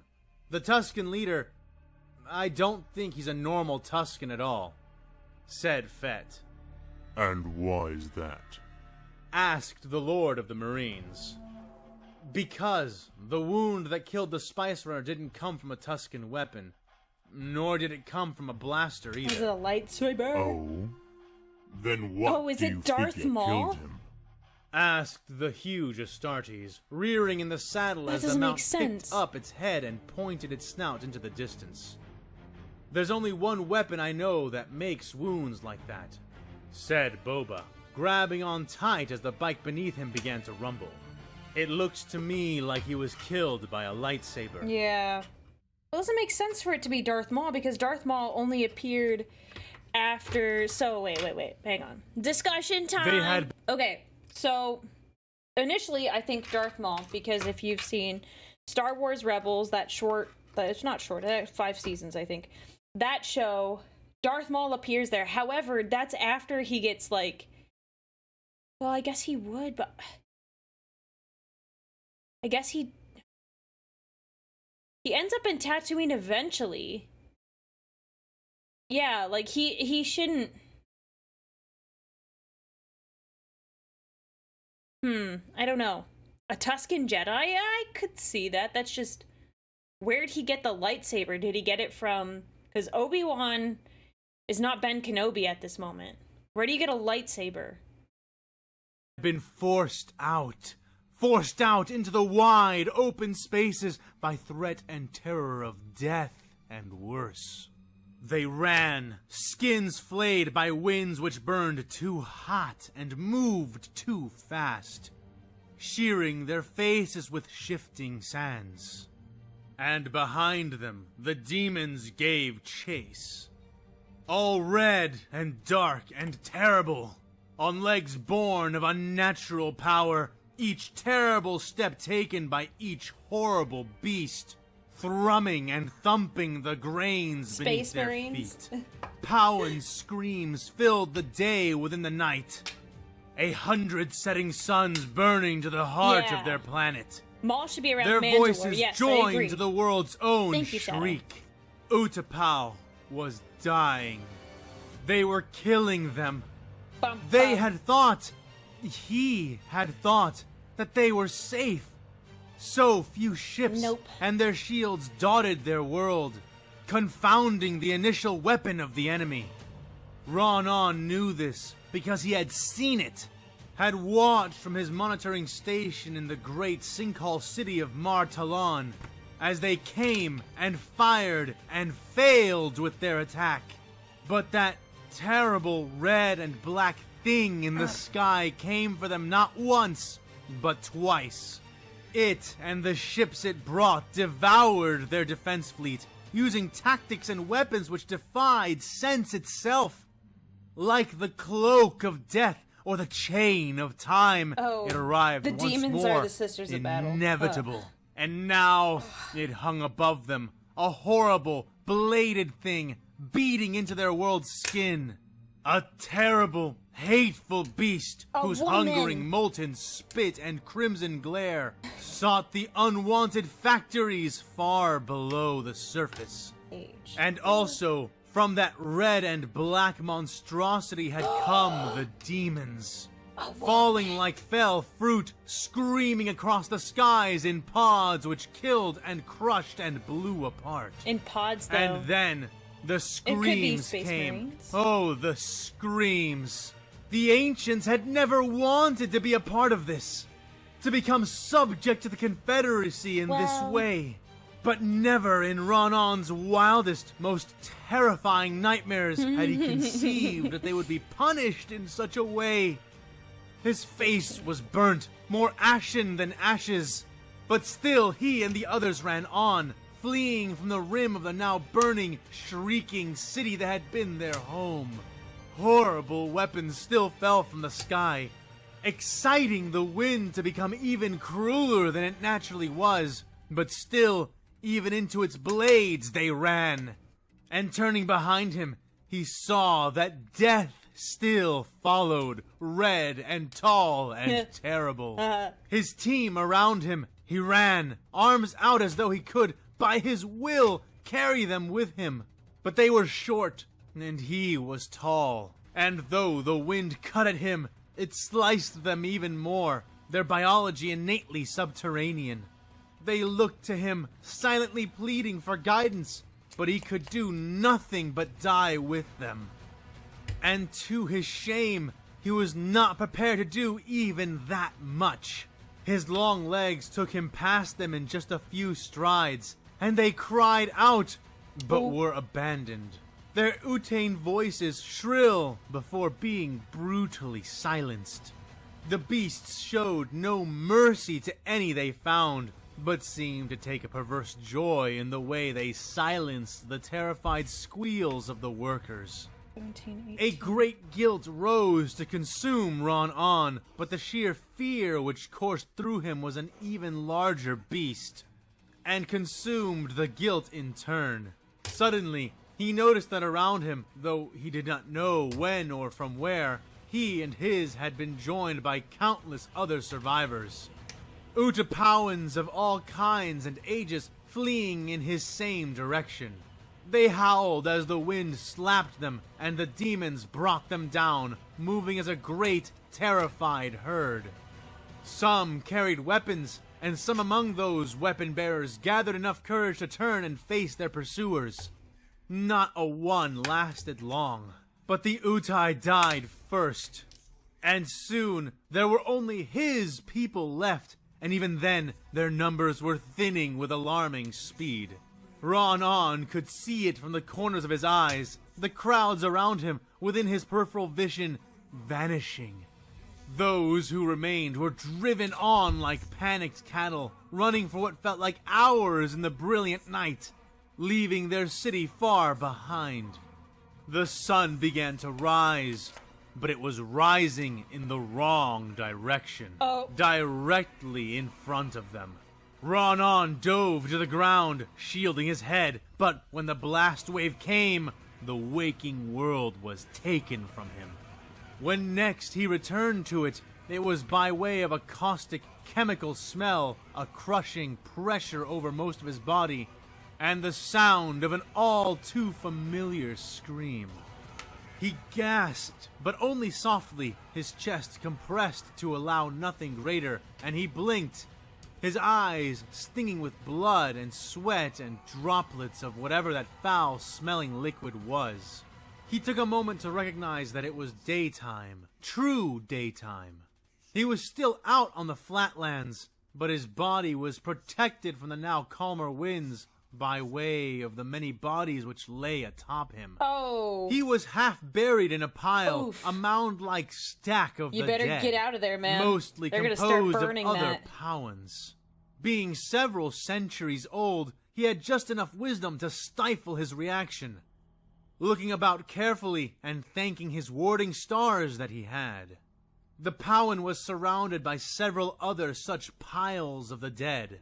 And through, over, and between them, he saw the demons stalking about, their skins of steel red as blood, grinding and whining in the sandy corpse wind of his world. He wisely chose to play dead, and by that was not noticed by the nearest mechanical-seeming monster. Its eye lenses burning red from within suits of what nearly seemed like knightly armor. He eyed them as stealthily as he could manage, scanning about without moving, and then widening those searching eyes when he suddenly caught sight of their leader. A feature he recognized by the being's bearing alone. It was among a group of 5 other demons, each one larger and denser than the others he had seen. All of them squatting and sitting atop the absolute largest of the corpse mounds, with their king beast sitting nearest the pinnacle in the center. They had removed their red-eyed helmets, revealing their underflesh to be disturbingly near human, but with distinct differences that told Ron-On that they must be anything but. Their features were too large, too broad, and their teeth. All of those who sat atop the mound had sharpened teeth. I was teeth wondering. Which fit together perfectly. Teeth they were using. Another scream, so much like the one which had woken him, but coming from a different throat. The scream of Powan flesh. The scream of elders and ancients. There was a short line of his people before the mound, chained by heavy shackles, guarded by other monsters who bore burning swords or mechanical claws. the line forced to move step by step forwards towards the mound. Ron-On watched as a 700-year-old matriarch was dragged forward by her arms, now at the head of the terrible line. She screamed again, but it did not even slow them. As with the Powin who had come before her, her arms were not unshackled, but rather sliced off at the wrists. Oh. The remnants of her hands and arms callously shaken off the chains. The woman herself was yanked forward by the tatters of her clothes, her voice raw with an agony Ron-On had never been exposed to before. Well, Over her screams, he saw the monster at the top of the mound indicating towards her, extending a large, finger-mounted talon, and then gesturing at one of his own beasts, a red warrior who stood at the base of the mound. It nodded and stepped forward towards the Elder Powin, who was going pale, going into shock as the stumps of her arms bled her severely. But before she could die, the demon removed its helmet, grabbing her by the throat and lifting her. It opened its maw, the ring of shark-like teeth which it bore spreading open wide, and then settling around her skull. The cracking crunch which followed was an even more horrifying sound than that of her screams before. It was only at that point that Ron-On realized for certain that the monsters on the hill of corpses were eating. They and their leader, and one by one the underlings beneath them, were devouring his people. Those chained and dragged forward were captured like the cattle of an enemy city, each being butchered and consumed by the conquerors. They were eaten head first, though clearly that was not all. Not for some. While a few of the demons ate only the head, or just the top of the skull, several continued, and even now, those upon the mound held arms, legs, and ribs, chewing and biting into their flesh like the extinct predatory beasts which once roamed their world. The scene continued and repeated for some time, and Ron-On was fixated upon it, trapped within a terror which was too much to observe, yet too horrible not to. By the time he could pull his eyes away from the living feast that was being made out of his race, it was nearly too late to prevent his own fate. At last, the nature of the foul-smelling chemical was revealed to him, as he saw another, smaller mound of corpses being doused in it by one of the smaller demons. And then it was lit aflame. Man. The fire spread unthinkably fast, linking from one mound to the next. It was a flammable liquid, one of such intensity and potency that it seemed to almost liquefy the bodies it touched in mere seconds, charring and burning them away. And the lines of the flames were making their way around to each of the piles of the dead, making my way downtown. The thought of such a death drove a wild fear into the heart of the Powin, and he kicked and pushed suddenly, trying to work himself free of the pile. Others who had done as he had began to let loose their death screams. They're very hungry. Voices and bodies emanating to the amusement of the demons which lit the pyres. But Ron-On had stopped paying attention. His only concern was escape. Yeah, you're not escaping, Yet buddy. his body was riddled with weakness, and he was sure that many of his bones were broken. Yeah. Even so, the pile was slick with blood and worse, and he used this to extricate himself, throwing his body, which was coated in the flame-catching liquid, aside from the death mound mere moments before it too came alive with fire. He hit the ground on his hands and knees and began to crawl, began to try to hide, the heat from the pyres all around him, scorching his skin and nearly lighting him ablaze. His mad shuffling made him precious little progress, a massive metallic hand reaching down to grasp his shirt, ripping him from the mud and gore which coated the ground, and his flailing resistance doing nothing more than providing further sadistic entertainment for the demons. He was brought trembling to the foot of the only mound which did not burn, the mound the king monster and his entourage sat upon. That beast, that demon from the red skies, glared down upon him and grinned, his mouth dripping with the ichor and cerebral fluids of Ron-On's own kind. It was framed in flames and bodies and blood, a master of carnage atop his fitting throne. He gestured down towards Ron-On with one of his terrible, clawed hands, eyes flickering in the light of the flames.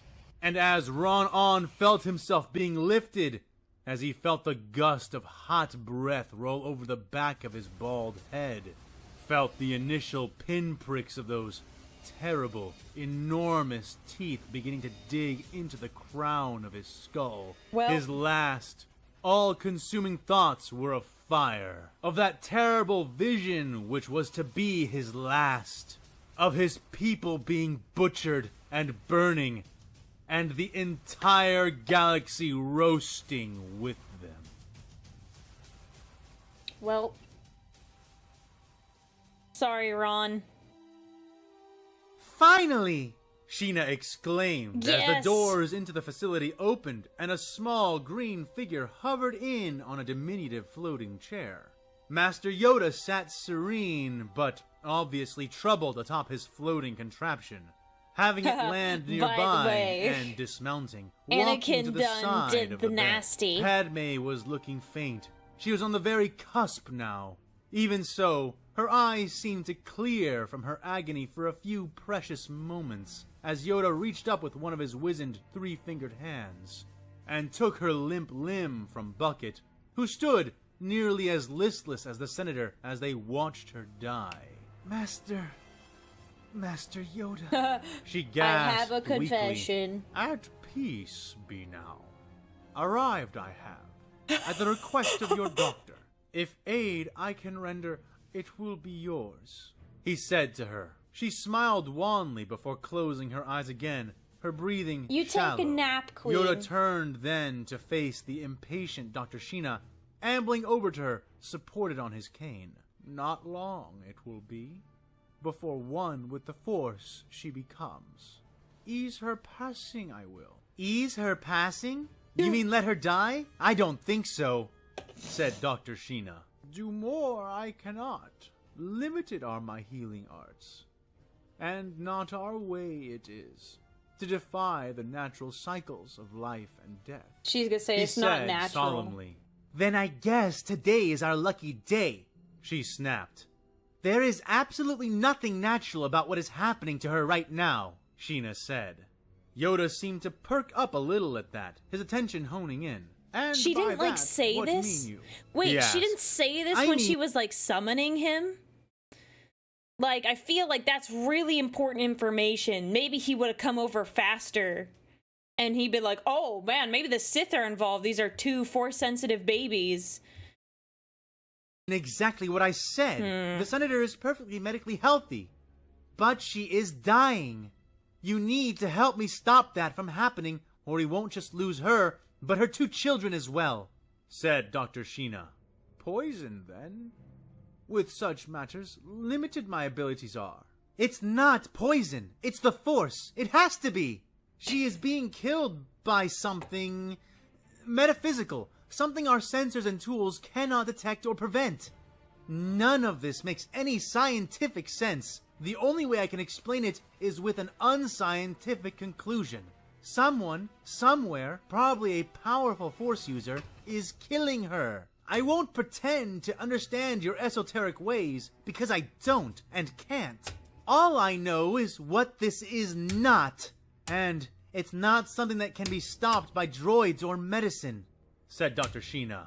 Yoda paused to ponder that, rubbing his chin.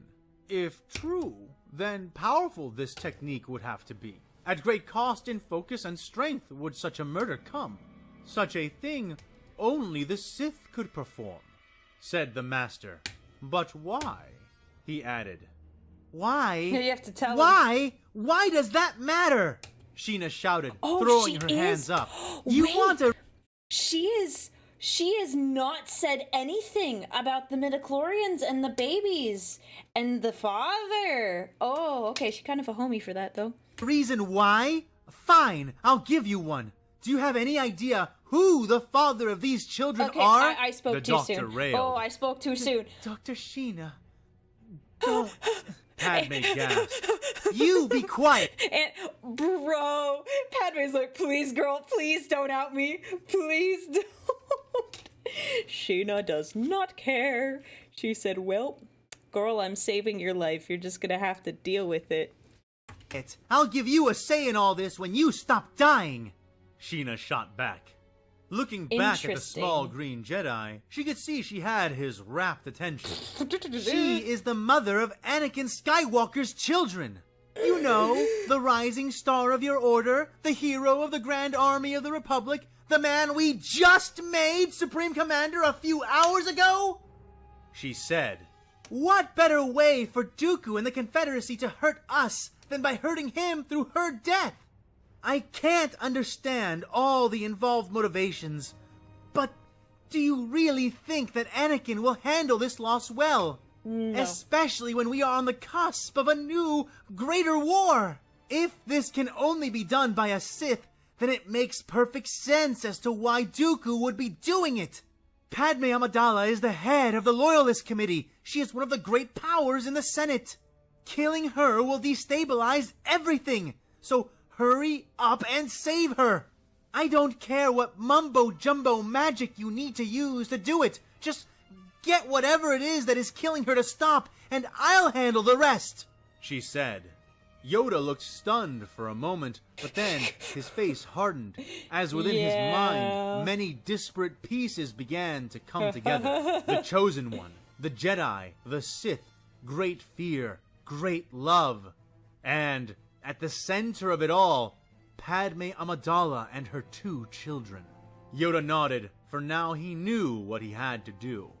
Time for an intercession there is not, he said, ambling back over to Padme's side.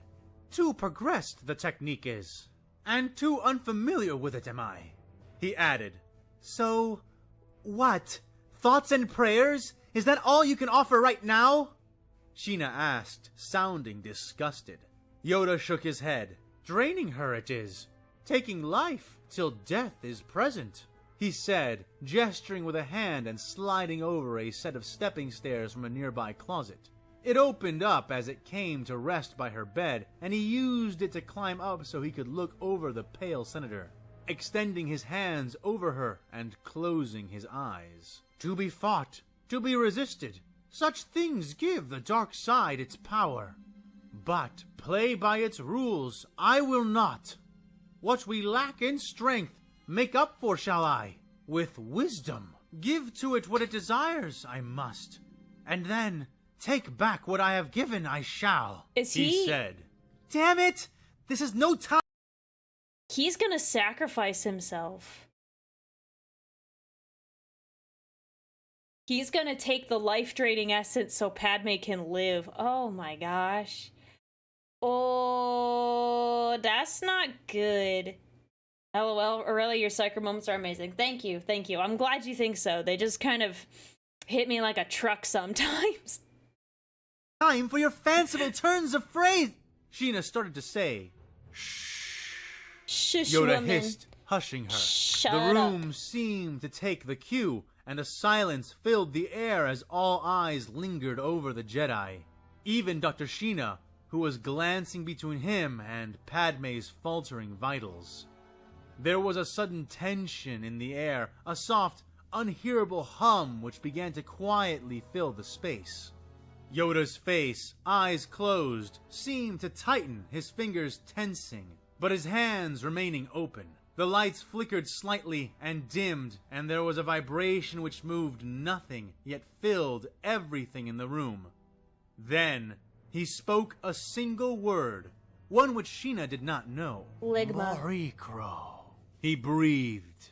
The consoles went red in response, and beeps sounded as, all at once, all of Padme's vital signs began to decrease at an even more rapid pace. It's okay. Her heart rate, her breathing, her blood It's okay, pressure, ma'am. it all flatlined in less than 5 seconds. What are you doing? Shh, What are you doing? Shh, shh. Sheena screamed. Okay. Her chair. Shh. You know what makes things worse? When there's someone in hysterics in the hospital room. That's like the last thing anyone could ever need. Someone who is in hysterics. I try to actually, like, I'm not saying, like, I've not done something like this. I haven't had, like, the opportunity. But, like, I make a goal to be, like, at least, like, mindful of what I'm doing when I'm in a very intense situation. It's hard to remain calm a lot of times. But, man, it is so much easier when you're not shrieking at people to, like, fix things.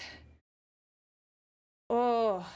Well, she's not even licensed to give birth to babies. She's, like, a geneticist, right? She's a doctor, but she's not versed in, like, delivering babies. Taking off towards Yoda, with her only being prevented from ramming into him by the sudden interception of Bucket, who grabbed her by the arm and held her up from the action. Bucket is so base. Wait, he said. He's killing her even faster than the... Dr. Shut Sheena your began face, to say. ma'am. Just wait, Bucket assured her. Good. Bucket And, being a against real her better hero judgment, here. Sheena did, fidgeting as she watched Padme's vitals continue to decline until, at last, they all hit zero. The long, jarring beep of a flat heart rate joined the other alarms in the room as Padme Amidala and her two children died right before her eyes. All the while, the Jedi Master held his position over her, arms out, sweat trickling down his lined, wrinkled face. Distantly, in a different system altogether, a malicious grin formed upon another wizened face. Good. It is done. Oh, so Yoda is basically like, oh, that's funny. He like speed ran her death. He's like, all right, we're gonna make her die, and then he'll stop focusing on it, and then I'll bring her back to life. Dude, okay, that's even better than Yoda sacrificing himself. Will of the hidden enemy of the Jedi Knights. That's and funny. With that, a pall of darkness so slight, so skillfully placed it could not have been detected, slid out from the tainted blood of Padme Amidala. This Yoda did sense, for the enemy discarded his subtlety in those final moments, requiring it no longer, lasting into the distance. I still do think that in the original series, that Padme did legitimately lose the will to live. Because I don't know about you, but if I found out... Okay, don't take this, like, literally. I know Sanguinius isn't perfect, but, like, if I found out that while I was pregnant, my husband went and, like, slaughtered a ton of children, and, like, this was someone I loved deeply and dearly and truly, yeah, no, I can't say I blame her. I would lose the will to live after that. 'Cause, like, what do you... Dude. Yeah, dying of heartbreak is, like, an actual thing. It, like, always makes me, like, so sad, because it's, like... It's very touching. It's, like, an old couple, like, when one of them, like, dies of, like, cancer or something, and then, like, in a short amount of time, the other one dies. Like, oh, that's, like, so sweet, but also, like, so sad. Just, like... See, there you go. There's a great example. My aunt and uncle died within 2 hours of each other. It's definitely real. Like, dude, it's insane. Like, when you have, like... It sounds, like, really, like, esoteric and stuff, but, like, when you have two souls that are just, like, so close to each other, they can't exist without the other. It's like, oh, that's just so sweet and so tender. Yeah, no, Anakin also did put some trauma onto her body, which did not help. But I definitely think the heartbreak was legitimate in the original series. But I like this little bit that, like, Palpatine's like, I will turn Anakin to the dark side by killing his lady friend. So, that makes sense. So, yeah. In darkness as his power was withdrawn. And with that, Yoda's like, alright, get the defibrillator. Own efforts redoubled. His eyes flashed open, his open palms tensing into claws. And dear departed Padme suddenly arched her back, bending as though subject to a powerful electric shock, and gasped. Eyes opening wide. The flat beep of her heart monitor stuttered and began a more consistent ticking once more. Good job. Dr. Sheena watching with wide, unbelieving but elated eyes. As life began to return to the young senator and her unborn children, she moved back to the primary console. He was beginning killing her the own children work too. Right away, That's surprising that he was also killing the children, but I guess if you really want Anakin to crash out, yeah, you would take all of them. Even as Master Yoda breathed more and more vitality back into the soon-to-be mother. After a time, the Green Jedi staggered back, Yeah, he making needs- room for the he medical needs some droids which milk. now moved forward to help deliver the distressed twins. Stumbling against the wall Ooh. and leaning there, They might suffer breathing some heavily. brain damage from He that. had sacrificed much just now, dangling the senator before the precipice of death, and then withdrawing her by using his own life. Transferring much of what little vital essence remained within his ancient body into hers. Is he Yet, still gonna die? Unlike most of the sacrifices he had been made to make through the last 4 years, Yoda had a sense that this one would bear good fruit. That's good. That this time, his enemy had not foreseen or anticipated this action. And by it, perhaps his foul plans might be waylaid or outright defied. But such things were not thoughts he could presently indulge in with any sense of certainty. So instead, he focused on the immediate victory as the sounds of new life crying out began to fill the room. Yay! And each newborn was taken into the world and named by a grateful mother whom Yoda had ensured would live for some time yet. There would be a reckoning for this, he knew. But, like his other thoughts, those he too pushed off for another time. Yeah. Heart beating painfully in his own chest, he smiled. Even amidst so much doom and death, hope and life could spring anew in their universe, and by it, perhaps, light may yet return to the galaxy, even if for only a brief moment.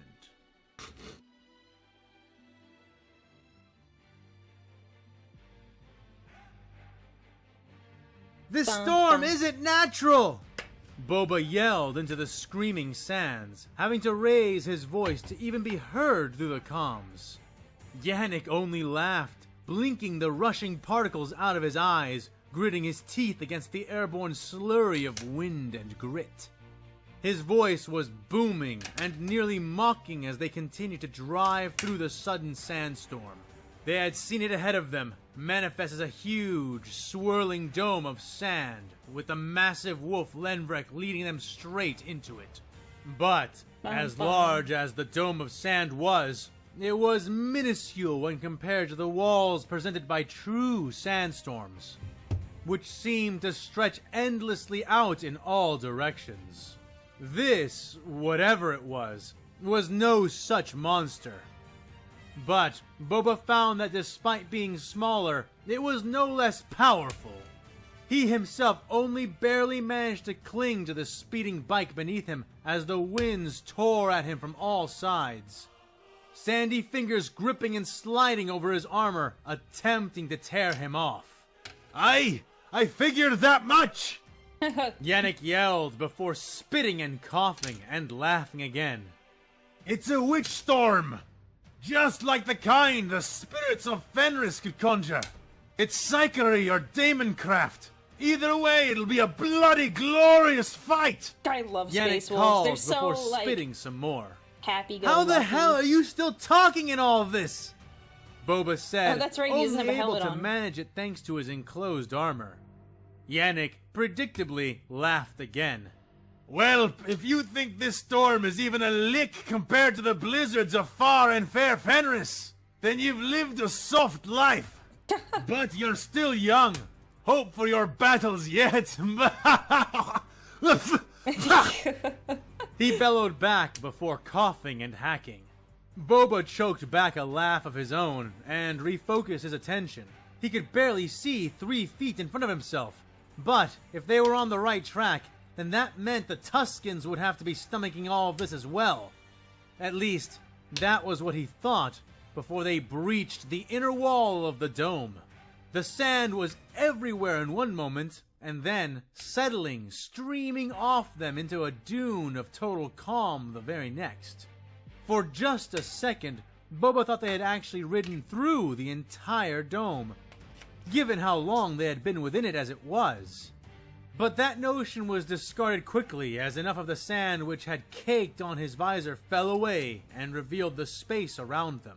They had been in broad daylight when entering the storm, but now they were wreathed in a hazy twilight, the dome of sand stretching up and over them, clouding even the twin stars of Tatooine.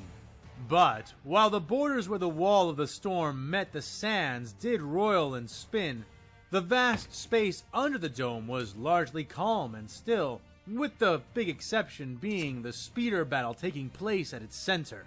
"There it is!" Boba yelled, crouching, one hand gripping the seat handle while the other drew a blaster pistol. "I see it!" Yannick roared, his bike following suit as he rocketed off towards the smoking, snaking line of the spice train and the many darting forms which surrounded it. Trying to remember where. Jabba's train was clearly under duress, 3 of its 4 top-mounted blaster cannon turrets blown out and smoking. The remaining one was just barely able to fire enough volleys out to keep the attacking speeder bikes moving. The gunner was both intelligent and lucky, chasing no single target for more than a few blasts, always redirecting and firing at the speeders which were stabilizing and holding still in order to make accurate their return fire. But anyone could see that this would not last, the Tuskens most of all. To make matters worse, several speeder bikes bearing multiple riders had ridden up to the far end of the train and dispatched several raiders onto it. They were climbing up, over, and into the train cars even now, moving through whatever defenders yet remained as they made their way towards the turret. The spice train would jerk and shake, weaving suddenly from side to side, evidently attempting to make their boarding actions more difficult. Boba looked ahead to see how close it was to the opposite wall, and squinted, realizing that the storm was moving perfectly at pace with the train, staying directly over it. So the source of it was no doubt either on board or among the attackers. And it was not long before they were among them as well. The Wolf Lord howled and his swift claws joined him, the sound loud and terrible. It was barely a second after that the speeder-mounted Tuskens, for that was indeed what they seemed to be, felt the bite of their assault. The wolf pounced upon one of the speeders, while the Lord astride his back struck out and cut the front off another. Both vehicles went tumbling and burning into the sand. The 2 front-facing guns mounted to the front of Yannick's attack bike blazed to life. Got it, okay. And Yannick himself drew his own weapon, the thundering bolt of technology that Boba had been trying to get closer to, and began to fire at the speeders, shredding 2 with explosive bolts. "Hey, careful! You have no idea which one of those bikes might have the components!" Boba yelled, but Yannick paid him no heed, howling as he tore through the sand and cruised up by the side of the train. "Are you ready, whelp?" he asked suddenly. "Ready? Ready for what?" Boba asked, trying to pick out shots of his own. "Attaboy, whelp!" Yannick said unhelpfully before holstering his bolter and reaching around his back, Time for you to grabbing the drive. bounty hunter by the rear of his armor. "Kark and Kark!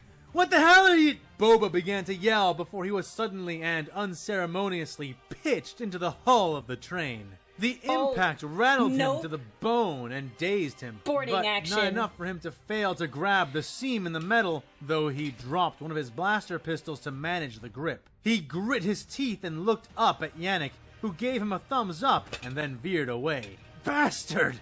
Boba grumbled, But it's climbing kind of up fun, onto isn't the it? top of the train and looking around.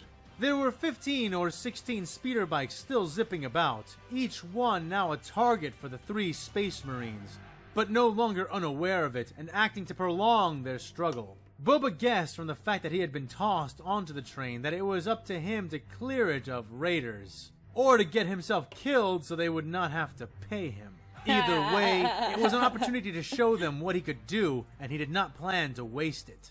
He was on the backmost train and made his way to the first of the burnt-out turrets, climbing inside and down into the first compartment. He drew out a length of his thin, gauntlet-mounted fiber whip cord as he entered and was careful to remain silent. As he had suspected, they had not bothered to leave a lookout or rear guard once they had cleared this section of the train. After all, why would they need one? Cargo and spice crates were stacked about, and between them, the bodies of a couple of Tuskens and 4 dead spice runners. Boba crouched and moved up, passing into the second train, finding more bodies, but no immediate impediments.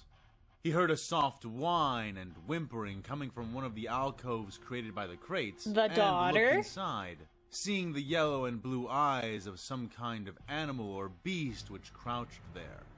It growled at his approach, slinking in the shadows and backing away from him, one of its legs wounded and bleeding. Boba tried to assess if the thing would be a threat, but the sounds of fighting up ahead convinced him it likely wasn't. He glanced back at its 2 different colored eyes, gauging that it was likely a womp rat or something similar, and moving on, clearing the rest of the second compartment space. Then he was in the third. And now things got interesting. There were 4 Tuskens fighting inside the dingy, ill-lit space. 2 spice runners struggled against them, one firing from around a chest-high stack of crates and the second grappling with a raider in close range. Hands locked around the gaffing stick the Tusken was attempting to cave her skull in with. The as-yet unnoticed bounty hunter crept up on the Tusken, firing from furthest back in their battle, waiting until the shooter in question released one of their familiar honking war cries. The train veered right, nearly throwing all within the space off their feet and sliding some of the unsecured crates, altering the dynamic of the cover they used. It was at that moment that the wrapped, desert-dwelling alien began to cry out for more blood, kneeling behind a new crate and getting one shot off, before Boba hooked his cord around the raider's neck and twisted about, his back against the Tuskens as he cinched the cable tight and used his own weight to help choke the fighter quickly. Lungs having just expelled their reserves, heart racing with adrenaline, it was not long before the staggering Tusken fell back, unconscious and likely dead. Boba picked up his rifle and sighted it down, aiming into the backs of the 2 remaining raiders who were using their own slug-thrower rifles. He fired his first shot into the skull of one, just as the remaining Tusken fired at and hit the blaster-wielding spice runner. The Weequay grunted and smacked against the wall behind himself, groaning and sliding down, leaving a red smear as he did. The Tusken had little time to celebrate its shot, taking a blast to the back from Boba a moment later. The 2 who were left in the melee fight were a large raider and a smaller, pale-skinned, near-human woman. Yep, Boba there tried she to sight the is. warrior down, but found he was unable to get a clear shot before the spice runner lost her contest. Another hard jerk to the left tossed her back, causing her balance to fail for just long enough to leave her vulnerable to taking a haft to the forehead, which shoved her off and dazed her long enough for the raider to swing down with a heavy 2-handed blow, almost splitting her skull with the sheer force of the strike. Fett pulled the trigger of his stolen rifle a second later, but was shocked when nothing happened. The Tusken snapped around and saw him, bellowing a war cry as he began to charge. Boba pulled the trigger again and again, the gun firing nothing. It occurred to Boba that the weapon, a slug thrower, had run out of ammunition, which did not prevent him from flipping it around in his hands, grasping it by the barrel, and swinging it to connect with the gaffing stick. Damn slug throwers! Boba grunted, the colliding strikes almost jerking the rifle from his hands as he backtracked. The large Tusken pressing the attack, swinging and jabbing with the weapon in his wrapped hands.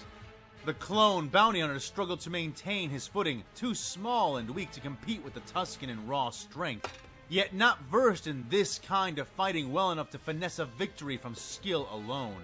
For now, it was all he could do to fend off the heavy blows, even as the rifle frayed and splintered in his hands, scattering its pieces and throwing Boba onto his back.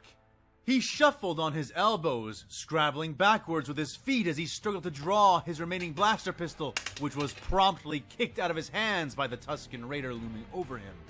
The burly, covered warrior raised his gaffing stick in triumph, grasping it with both hands as he prepared to swing down. But just before the instant of the stroke, holes and explosions ripped through the train from the wall to their right. Crates full of water and spice bursting and shredding in an unexpected storm of shrapnel and exploding projectiles. The Tusken was stunned by the attack, flinching out of his striking posture, and before it was clear if he had been properly struck by the hail of rounds, Boba slid his combat knife out of his boot, activating the vibro cell within the hilt at the same moment and throwing it. The blade snapped out end over end and buried itself deeply into the raider's chest. The stunned warrior pausing, dropping its weapon and looking down, dumbfounded at the knife handle protruding and vibrating in its chest.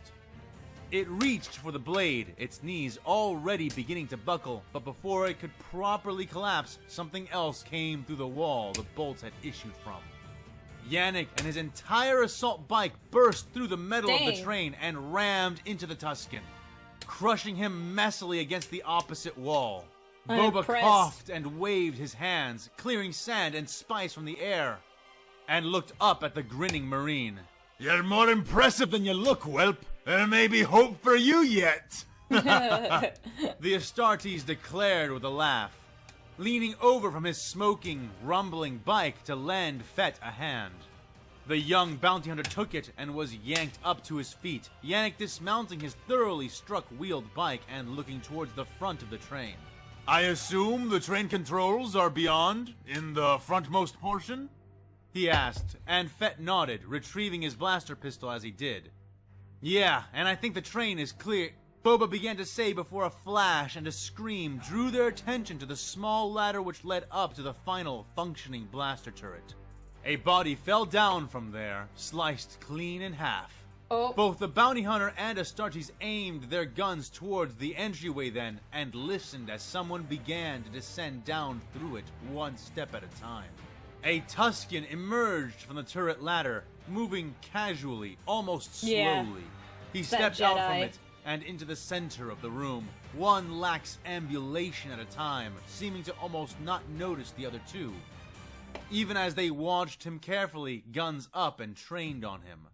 Something about the way the man moved seemed disturbingly familiar to the young Fett, and he took notice of the fact that this man wore his gaffing stick on his back and held no blaster or obvious weapon. I wonder where he got the lightsaber. The warrior looked around, his gaze slowly settling on the two of them. Once it did, the air seemed to still, the rushing wind the only sound that could be heard. Why aren't you shooting at him? Boba whispered, though he himself had also held his fire, that sense of foreboding and recognition staying. Oh, that would be interesting if they turned Boba into a well, space marine. Look at what he's wearing. The space marine said, his voice low yet intense. Fett did so. The Tusken wore an odd bandolier on which hung several hefty pieces of machinery. The missing components, Fett realized. He was wearing them, and Boba had already seen the kind of damage Astartes bolters could do to anything they hit. Yannick himself slowly stowed his bolter weapon and drew a large monomolecular combat He's knife. gutsy. So, he's a Tusken, eh? The Swiftclaw said with a fanged grin, raising his combat knife into a fighting posture. Boba shook his head. No, he said, as if in response to that, the warrior activated his two weapons, though his body did not shift or move an inch.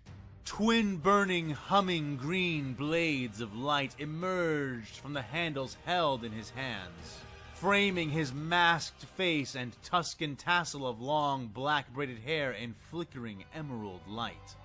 That is a Jedi, said Boba Fett. I mean, yes. Both, actually. Both. He can be both.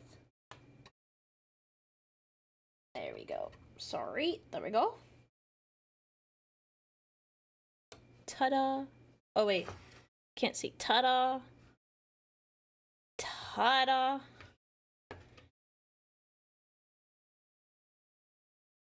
Oh, man, it is warm in here. Oh, my fan isn't on. That is why. Oh, okay, my ceiling fan. I need to turn that on. 1 second. 1 second, I'll be right back. I was like, why is it so hot in here? Well, I know why it's hot, because my computer is... Ugh.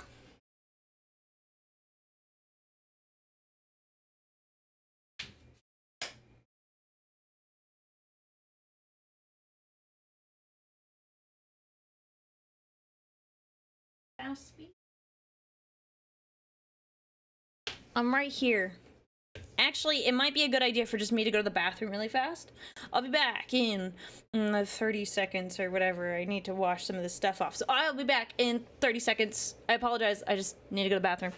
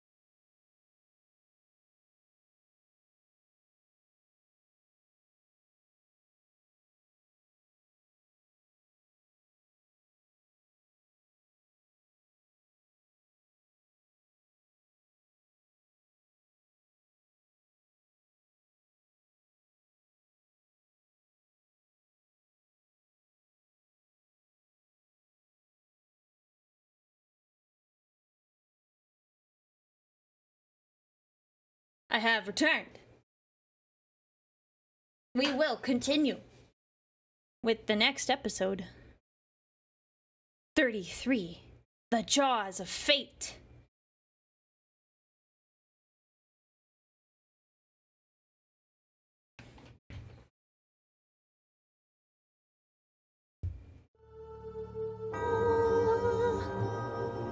Thank you for your patience.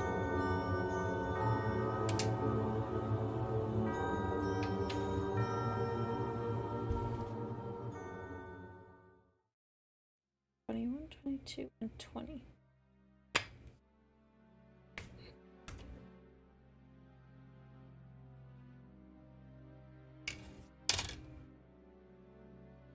This X-Acto knife has just been so helpful. Getting all these pieces out. It would have been such a pain otherwise.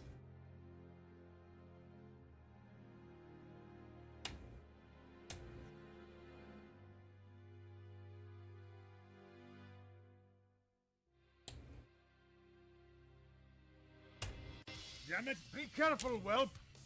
Yannick bellowed through a sandy, sore throat. The hot green blade of the Tusken Jedi's lightsaber was mere inches from his face, held back by the glowing adamantium knife that the Marine held, smoking in his rapidly heating grip. Yeah, that's not gonna be The Jedi good. was strong, stronger than he had any right to be, and Yannick rightly ascribed it to his martial warpcraft. Nose flaring in rage at the indignity of even being stalled by something as pathetic as a heretical psyker who was well within his reach, Yannick pushed, muscles bunching and contained within his armor, the armor flexing along with him.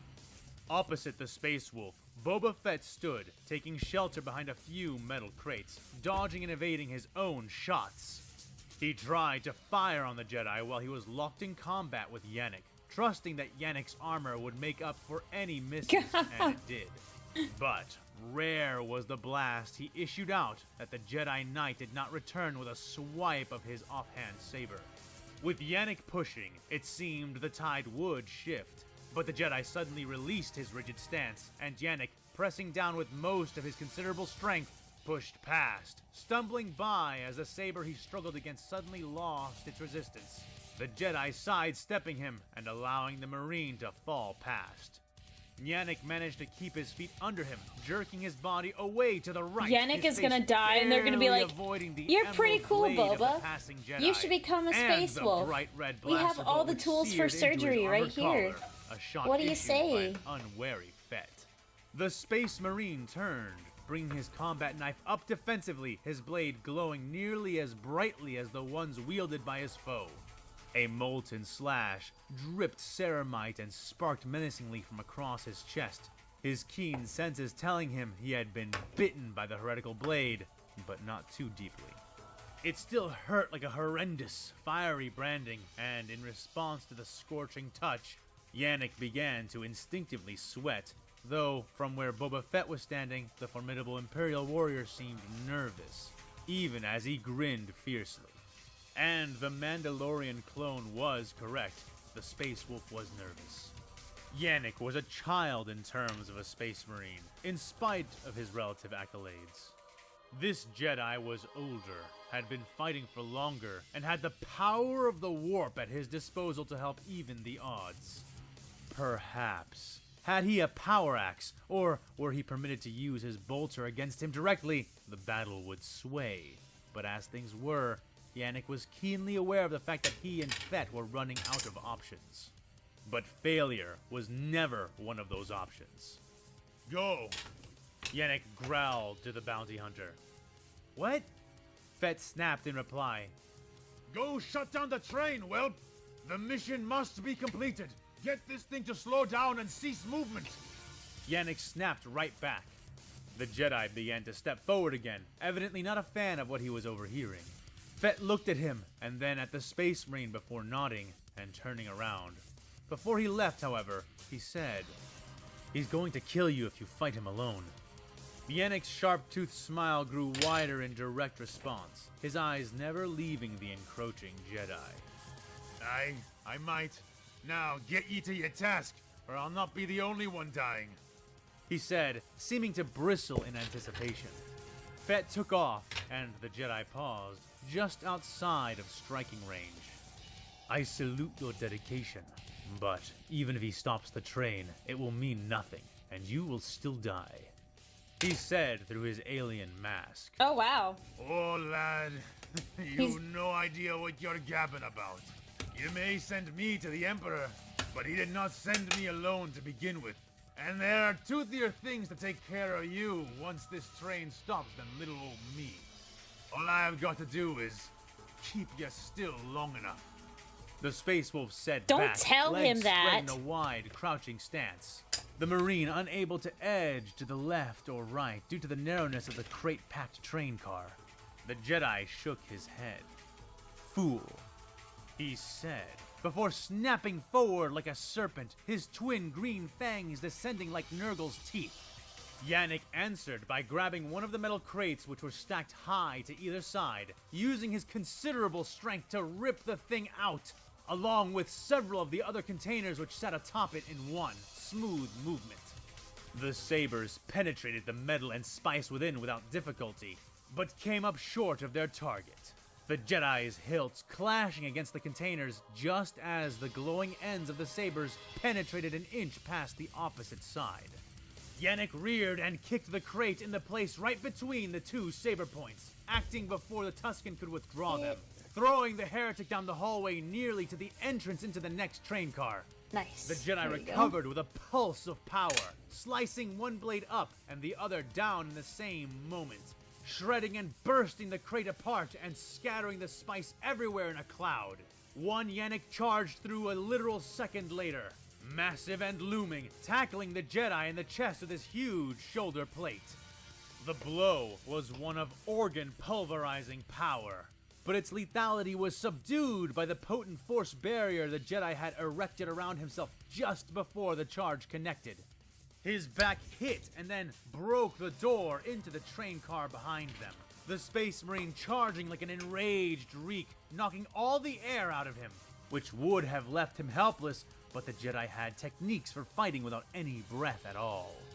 He curved his blades in, sinking them into I want to know how he got shoulder, trained and drawing everything. a pained cry from the Marine, who staggered and thrashed, throwing the Jedi off, but the damage was done.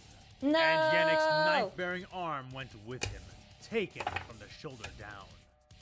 Thick red chemical blood spilled from his split armor, splashing against the wall nearby, the ichor hardening quickly, even before it could drip to the floor. Already, Yannick's enhanced biology was sealing the wound and preventing any further blood loss. But it was a cold salve to the Marine, who fell to one knee, blinded by the pain for several moments. Oh. Luckily, these were instances given to him by his opponent, as the Jedi himself struggled to pull breath back into his body, and succeeding after a short time. Fool, your struggle changes nothing. The Jedi spat and panted, his tone cold as ice. Yannick looked up at him, blood trickling down from his wolfish grin as he lifted his still intact free hand, revealing He's gonna be like, this is the which best fight I've widened ever the had in Jedi's years. hidden eyes. Hasn't it, though? The Marine asked in a mixture of obvious pain and even more obvious assurity. The Tusken Force wielder gnashed his teeth as he glared at the Marine's remaining hand. Gripped there was the bandolier which held the component parts Nice. the Jedi had been wearing. Yannick having used his knife and opposite hand to pull free the mission's objective from the enemy's body. And now that he was no longer using that to shield himself, there was nothing preventing Yannick from resorting to his bolter. The Marine dropped the bandolier, reaching down for his mag-locked weapon, still hanging at his waist. In the exact same instant, the Jedi lunged, sabers angling to decapitate the young Space Marine in a single scything sweep. Yannick was fast, but the Force-wielding warrior surged forward with unnatural speed. No! Between them, the contest was decided. But then a third player entered their lethal game. A beast, previously hiding between some crates, threw itself from its shadowed haven, snarling and baring That its rat. teeth, colliding with the side of the Jedi, born fangs sinking into robes, tearing and ripping.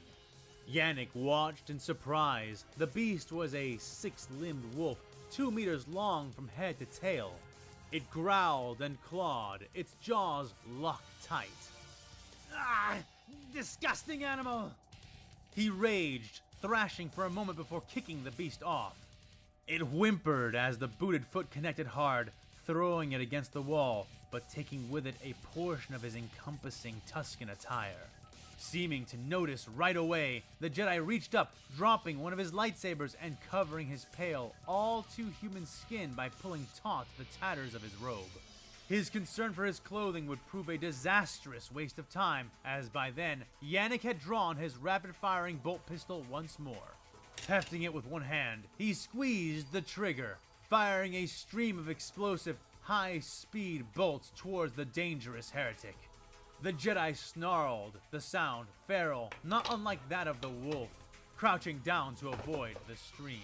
One arm still clinging to cover his exposed skin as he leapt like a frog, lurching to the left Like a and then frog. jumping up from there.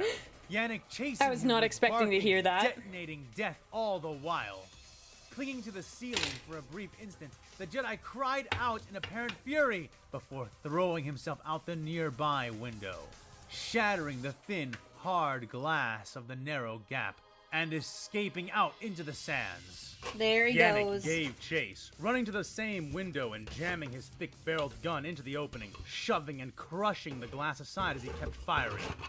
But alas, the Jedi had vanished into the desert, the still desert. Sweating thick streams of stinging anti-flammable liquid, He smiled and groaned, backing away from the window and nearly succumbing to the desire to sit, feeling a little lightheaded and more than a little agonized from the loss of his arm. Witch's tits, that hurts. What the heck? He groaned. A whimper answered him, and he snapped his head around to see the wolf which had appeared, the creature padding up beside him, large eyes meeting his questioningly. The shaggy beast was coated in nightshaded fur, and its eyes colored like orange sunbursts. A handsome beast, to be sure. Looking around for a moment, He's like, Yannick you're all paused right. and then holstered his weapon again, reaching out carefully with his hand. Easy, boy.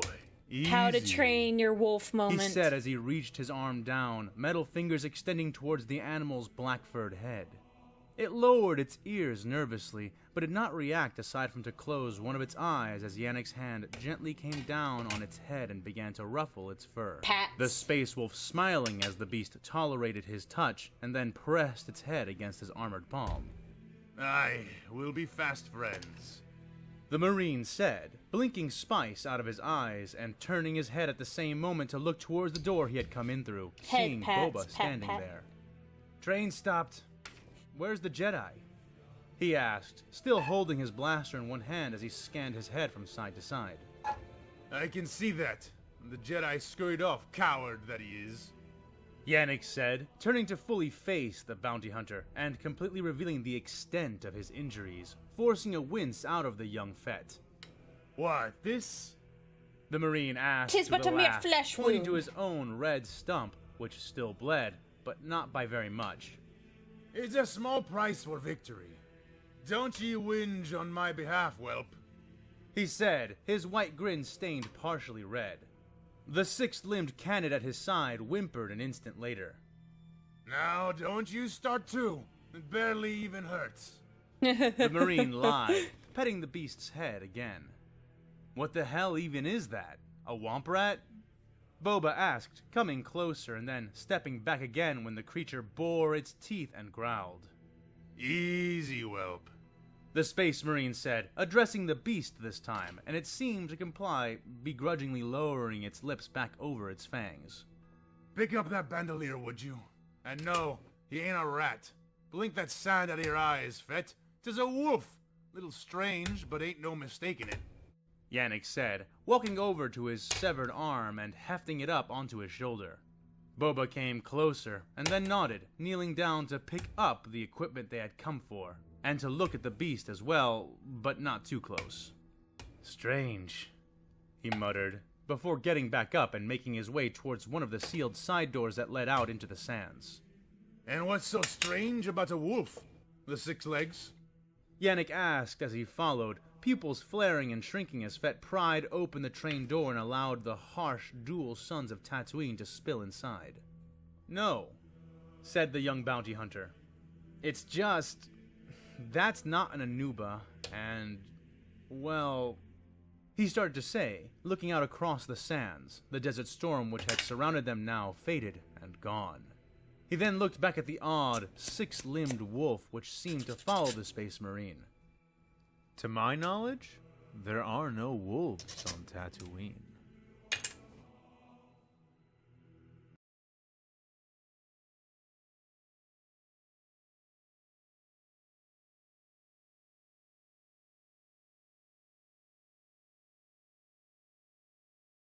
Wow. Gratuitous much, man. Oh my gosh. Wow.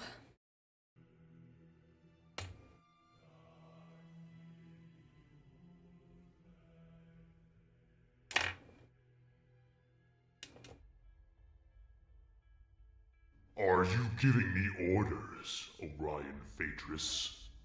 Said the deep rumble of Davik Thune's voice. Not yet. Would you prefer that? Came the cool reply of Chapter Master Orion, spoken in his calmest, most dangerous voice, but not voiced through his own lips. Davik stood in the luminous fortress of his ship's personal astropathic choir, the man before him standing tall, with the bearing and poise of the Skywatch's Chapter Master, while in truth being no space marine at all. The astropath perfectly mimicked the chapter master's every sound and movement, and even then, Davik had to work to keep from marveling at the effect. Never before had astropaths been able to receive communication signals from each other so clearly. But here, in this new galaxy, it was so precise as to allow them instantaneous telepathic communication even across entire sectors of space. The other astropaths in the choir sang their silent, constant psychic song from behind the speaking man, bolstering his range and clarity with their own immensely powerful minds. Davik knew that somewhere many light years away, Orion was experiencing the same thing, his own astropath imitating Davik's every syllable and gesture. The implications made Thune's mind reel, but those considerations were shoved off for another time. Would you be so bold? Davik asked with a mirthless laugh. I would, but only as a member of the Imperial Council, and with their full backing behind me. Orion stated matter-of-factly. Man, these pictures are so tiny. I do not recognize your petty little council. I am Astartes. We are not beholden to such things. We are guaranteed support by the Codex Astartes, and anyone or anything that gets in the way of that is fair game. Davik spat with a wave of his hand. The astropathic mimic of Orion Phaedrus sighed and shook his head, seeming weary and, for the first time, impatient. Let me be frank with you, Thune, he said, his eyes meeting Davik's, the astropath even adopting the golden hue of the other master's irises. Oh, interesting. By all means. Davik said, crossing his massive arms over his chest. Whether you choose to recognize our authority is irrelevant. The vast majority of our fleet lies with me, and all of our remaining support structure is in the hands of our council. We currently recognize you as a constituent fleet, and so, when you return, you will be refueled, rearmed, resupplied in every way we can. Your men will find succor, your ships berths, said the distant Master Phaedrus. However, if we revoke that recognition, if we declare you rogue, then obviously all of this would change, and not for the better. He concluded. Davik stomped his foot, hoping he broke the imitating astropath's leg in the process, eyes flaring with rage. You would keep me and mine from what belongs to us by right! He snarled, arms uncrossing, hands balling into tight fists. Would you threaten your cousins and charges to attain He just stamped like a toddler. He was like, and then he like crossed his arms and he's like, ugh, why would you do that? Orion asked, raising an eyebrow. Do not test me, Orion. You know well that I would do more than speak over a matter such as this. When have you known idle threats to swarm past my teeth? Davik roared, getting right into the face of the astropath, who maintained an air which was entirely nonplussed. The man who served as avatar to the chapter master of the Skywatch spread his arms in a lax but open challenge. If you truly feel such, then come and take what you think is yours. But while your men will be returning with a sore need for bolts, serfs, and parts, my men will be waiting, their kin in iron over their shoulders, ready to meet your foolishness with a harsh rebuke. He said. You dare? Davik began, but was cut off a moment later. I am not demanding your challenge, Thune. The last thing I want is for us to waste ourselves fighting each other. But we must have a unity of purpose, and if you stand in the way of that, in the way of order, then you are an element of chaos I can ill afford to tolerate. Oof. The Ultramarine offshoot said, crossing his own arms now. You will return. You will bring with you the assets you have taken. You will be resupplied, given what you need, and then you will take your place on our council, and your chapter will be redeployed as befits the ruling of that council. I am open to negotiations, so long as all of the aforementioned items are included. He stated, brooking no argument, barely leaving room in his tone for the negotiation he purportedly was not against. It can barely be called a negotiation if all your terms must be fulfilled. Thune growled. Orion shrugged from light years away. Call it whatever you like, Thune. You can see the board and where the pieces lie. The next move is yours. Davik paused to think, transhuman mind calculating around the terms before he grunted and addressed Orion once more. Do you intend any punitive actions against my chapter, or those who followed me, or myself? He asked. So long as you agree to my stipulations, none whatsoever. It is in all of our best interests that we appear to be unified at all times. And that would hardly be the case if I punished you and your men upon your return. Take your equal place alongside us, and we will never speak of redressing these actions. You and your men can consider them buried, even condoned. But, Orion was saying, But only if we agree to your terms. Yes, fine. Never let it be said that you are not a shrewd bandyer of words, Fateless. A poor preoccupation for an Astartes, but one which has won you this battle. I and my forces will return. We will bring with us everything we can, and turn it over to the disposal of your council. I will join it, and I will deploy my forces in accordance with it. In return, I ask only that you constrain any attempts to punish us, either from yourself or anyone on this new Imperial Council of yours. We shall be treated as equals in all things. Will this satisfy you? Davik conceded, scowling all the while. Orion's avatar nodded in approval. It does. We have an agreement, the distant master said. Very well. Oh my gosh. I'll take my leave of you, Skywatch. I have much to do before I return, and little enough to do it with. Davik rumbled, snapping his fingers before Orion could respond, so much super signaling the glue. choir to cease. The man who had been Orion relaxed and slumped. Though Master Phaedrus had seemed at ease the entire time, matching his posture was exhausting, and the astropath took a moment to flex his arms and legs a bit before suddenly going rigid. What is it? The chapter master of the Crimson Razors asked, having been about to turn away. An attempted contact, sir. The astropath reported dutifully, his natural voice sounding old and withered. Attempted? Davik asked. The man nodded. Yes, it's coming from a distant place and from just one mind. It must be fairly powerful, or desperate, perhaps both. We can reach it with the power of our choir. Shall I? He asked.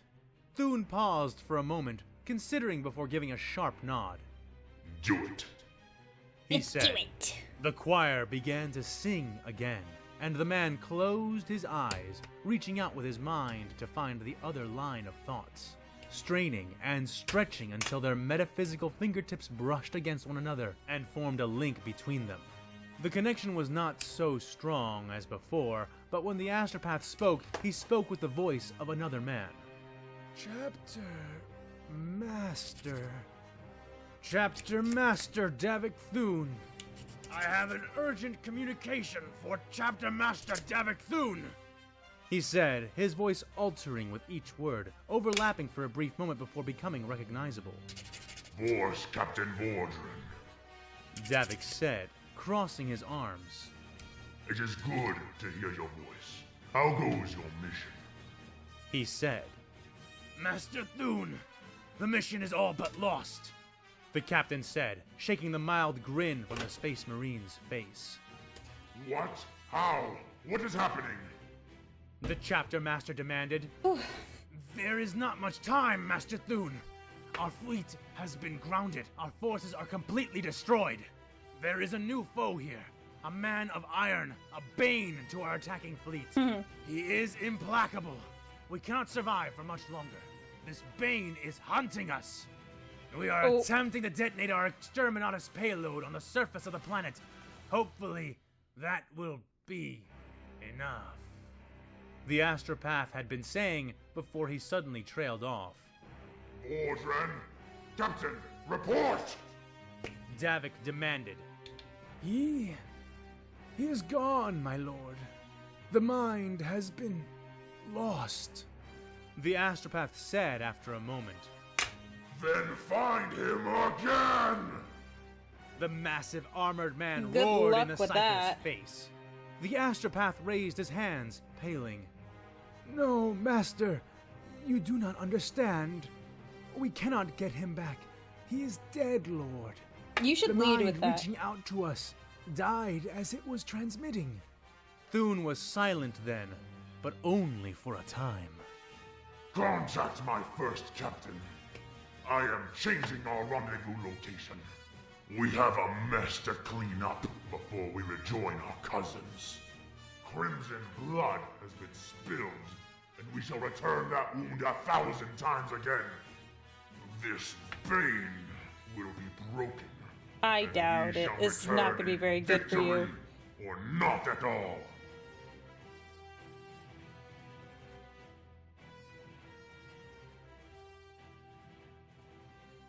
Intermission?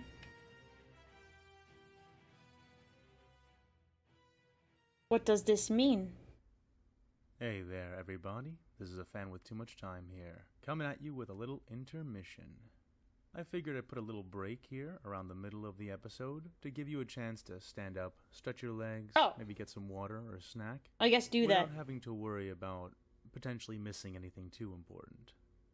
I also wanted to use the moment to remind you guys. I wonder to if go he ahead did and this, like the like- video if you're enjoying. I wonder if he did these like for like the live streams.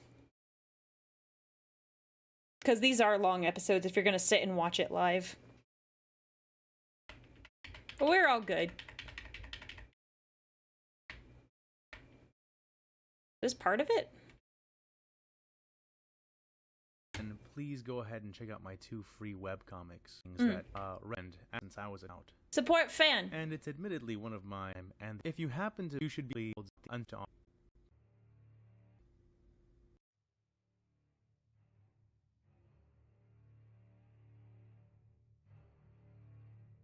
Yeah, I'm not stretching.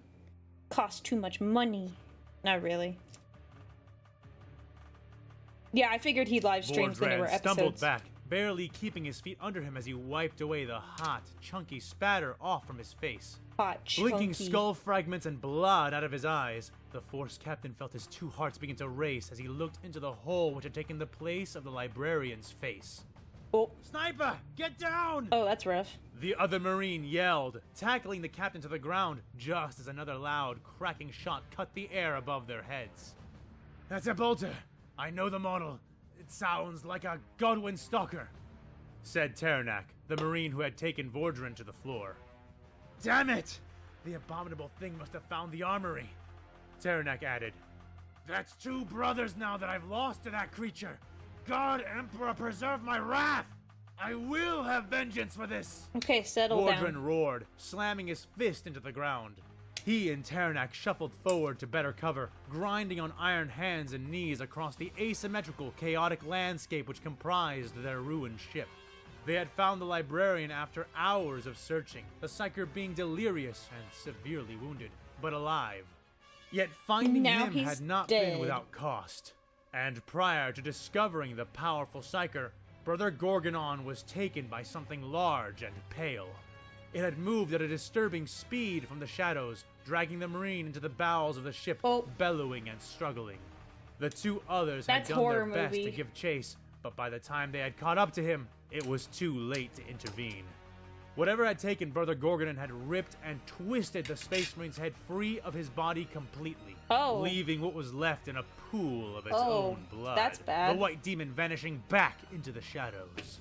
It was because they knew they were being hunted that Vordran made the decision to find a defensible location and make their attempt at contact with their chapter as soon as possible. Their attempt had been working, too, until the damned Pale Bane had found a new tool to attack them with. Oh, Now, shoot. their Oh. objective was dead, and the Force Captain could only hope that the words he had managed to send to Davik Thune would be enough. It was, at least, better than nothing. Vordran almost jumped then as his vox chimed in his ear. "Captain, we found it!" came the voice of Sergeant Kandrin, spoken through their voxnet. "Transmitting coordinates to you now," he said a moment later. "Good job, Marine. Can you detonate it yourself, now?" The Force Commander asked. Ooh, yeah. "Negative. It needs a biometric imprint belonging to someone of higher rank," the Sergeant reported. "All right. Call your lookout back and hold your position. Okay, We are en stay, route. stay. Be ready for hostile contact, Sergeant. We are being pursued. Force Captain out." Vordran replied, looking then to Taranak and nodding sharply. As soon as the coordinates were received, the two took off, massive bodies running as fast as they could manage, jumping, swinging, and scaling their way down the angled slope of their Please, ship's glue. crashed body. Vordran grit his teeth, feeling some of them begin to bleed, Yeah, matching the aches the and pains OG all Grievous over definitely his has a lot of bruised strength form. considering what he's They able to do moved to the Space quickly Marines. and I fluidly, agree. But the two Space Marines could not help but be slowed and nearly stalled by the pain of their myriad injuries. Still, they knew they were being hunted, knew that the Bane was sure to be following, though it apparently opted to keep its distance from the Marines as it did. The two Astartes performed the most elaborate maneuvers they could manage as they ran, hoping to coax Of the pursuing course. monster to reveal some aspect of itself. But by the time they swung down to the bottom of the ship, they were certain that it was still in pursuit of them, and yet had revealed nothing. Grunting as they came down upon the metal floor with twin hard crashes, but never losing their feet, the Marines arrived at one of the lower hangar entrances. The huge, oval opening was both upside down and slanted before the warriors, but its doors were still intact. They charged through without a second thought and grabbed either side of the interlocking mechanism. Unpowered, the door's components resisted movement and forced the Marines to groan and roar as they threw their weight and wounded bodies against the resistance. Finally, though slowly at first, yet with mounting speed, they hauled the doors shut, slamming the interlocking mechanism closed. "That should hold him," said Teradin. "But not for long. There are other ways into the hangar. Let's move," the Force Captain stated, the other Marine nodding. Both took off at a run, stomping and crunching across the bent and broken ground, heading towards the coordinates. When they arrived, they beheld an unexpected but not unwelcome sight. The cyclonic torpedo was resting against the ground in the bay, a long silver trail behind it making it obvious it had been hurled into this location from somewhere else. Likely once the ship had collapsed out of the air. It's a trap. The world-ending payload was absolutely massive, dwarfing the two Marines and the tossed and bent ships which remained in the hangar area. It had been It's a clearly trap. jury-rigged to explode, with a makeshift interface and detonator crudely installed into its side. 40 paces to the right of it, the hangar wall had collapsed, revealing the exterior landscape. And not far from that hole, a Thunderhawk sat, dented but prepared to fly from the looks of things. "The Sergeant has been busy," Vordran said. "I don't know where Kandrin thinks he can take us with a Thunderhawk that won't go up with the rest of the planet.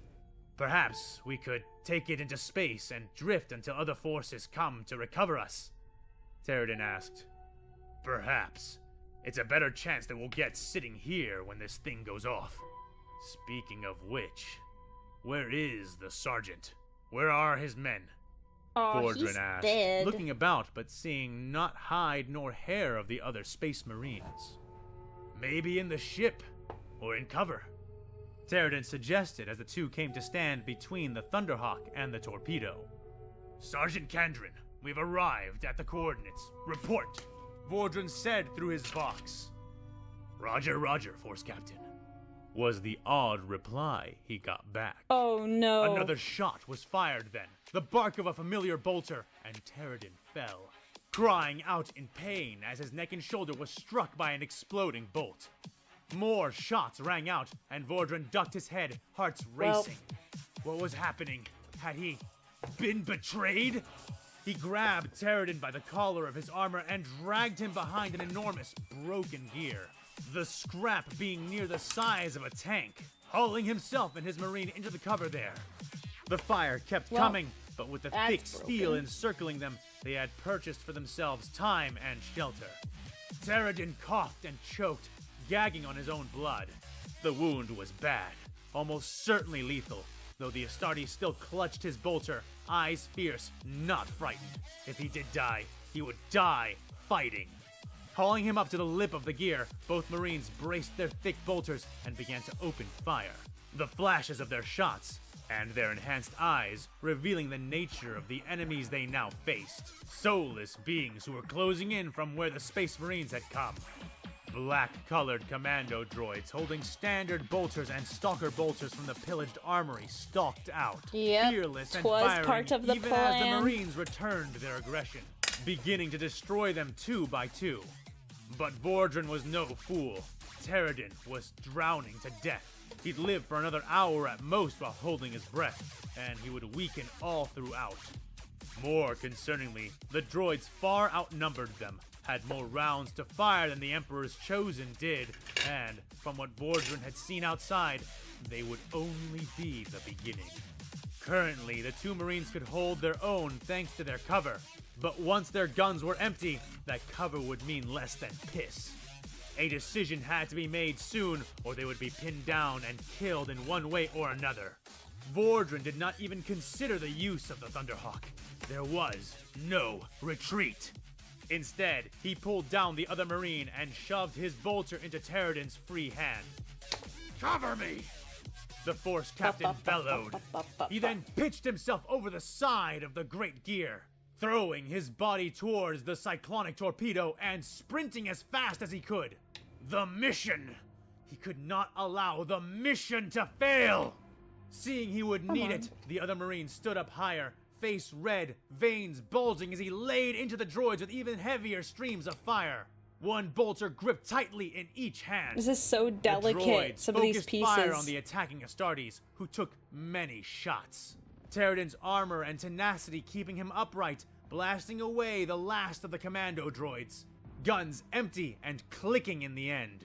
Seeing his enemies dead, and suffering many more bolter wounds, the Crimson Razor folded against the gear, lost consciousness, and slowly died.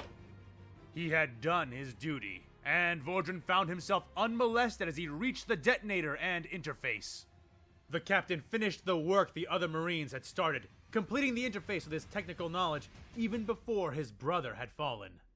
Just as Theroden's eyes closed for the last time, Vordran tore off his gauntlet, revealing his bruised and broken fingers to the air and pressing his discolored thumb against the finger reader. It scanned his print, giving an approving chime a moment later, the screens on the interface turning green. The red button on the handheld detonator, which had been wired into the world-ending weapon, suddenly bobbed, coming loose from its lock, ready to be pressed. "For the Emperor and his angels of death!" Vordran bellowed, Get it, buddy. pressing the detonator. It's not gonna work. And yet, seconds later, the Force Captain was still alive, Yeah. and nothing had happened. He looked down at the interface, reading the words there. Armed and ready. He pressed it again. I and would just again, shoot it. But the huge shell of a weapon continued to slumber. Is there a way you can shoot it? unmoving. You gotta melt a bomb? But then, he heard a sound. Something which sent chills Guttural, rippling over his chuckling. skin. Mechanical footfalls. Slow and heavy. Weaponless, Force Captain Vordran turned around towards the noise and saw the Bane emerging from the ship ramp leading into the prepared Thunderhawk.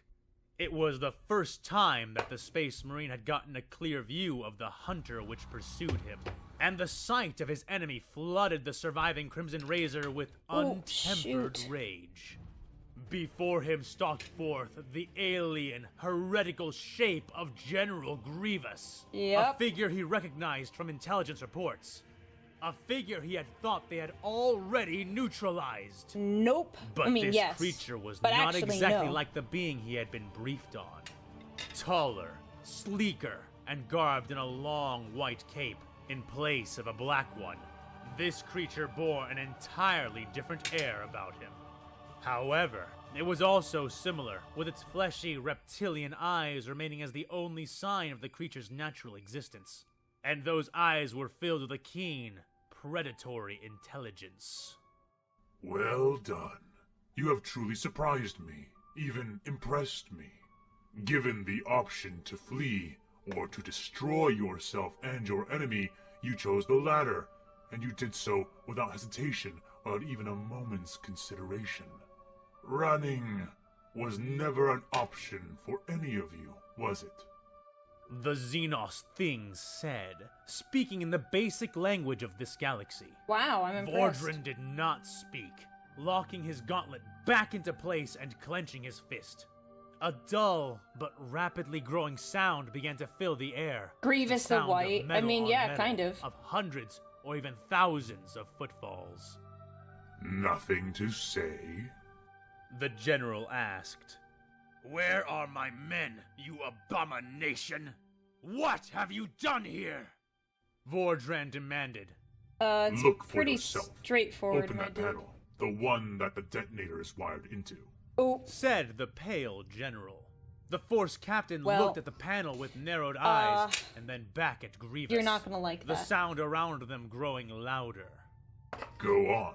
You want your question answered, don't you? No, you The don't. alien pressed. You know. Vordren snapped his hand out, grasping a handle on the panel, and then, without looking away from Grievous until the last moment, he yanked it off and away with one pull. The panel came out much easier than it should have, and the reason why was plain to see the moment he did. Out from the shell of the cyclonic Blop, blop, torpedo blop, blop. tumbled the chopped, dismembered bodies of Sergeant Kandarin and his Marines. Very Both the wounded and those efficient. who had been able-bodied and able to fight. All dead now. But they were not the only things that came out, and as soon as the broken bodies of the Astartes had finished falling out from where they had been stuffed, a swarm of chittering, clinking buzz droids poured out as well, most carrying components, parts, and other various innards of the now dead world-ending weapon. They scattered about in between his legs, Vordren almost jumping back, quickly beginning to stomp and crush the escaping machines, before turning his eyes on the general once again, who was watching everything he did with rapt attention. This is not possible! You but could not have beaten us down here! yeah, well, Vordren roared in denial of what he saw remained of his brothers. You may be correct. I took only one of you before coming directly here, and creating this situation. Said the general. That is not possible! I received Vox communications! The Space Bro. Marine railed, but in response, Man, he's kind another of- being, a commando droid, descended the ramp from the Thunderbird behind the alien. In its hands, it held something, an Astartes helmet. Gorgonon. Vordren whispered. Yes. I- Now you start to see. The general said, the droid beside him repeating those exact words, but in Sergeant Kandarin's simulated voice. But why? oh my Why gosh. bother with this elaborate deception?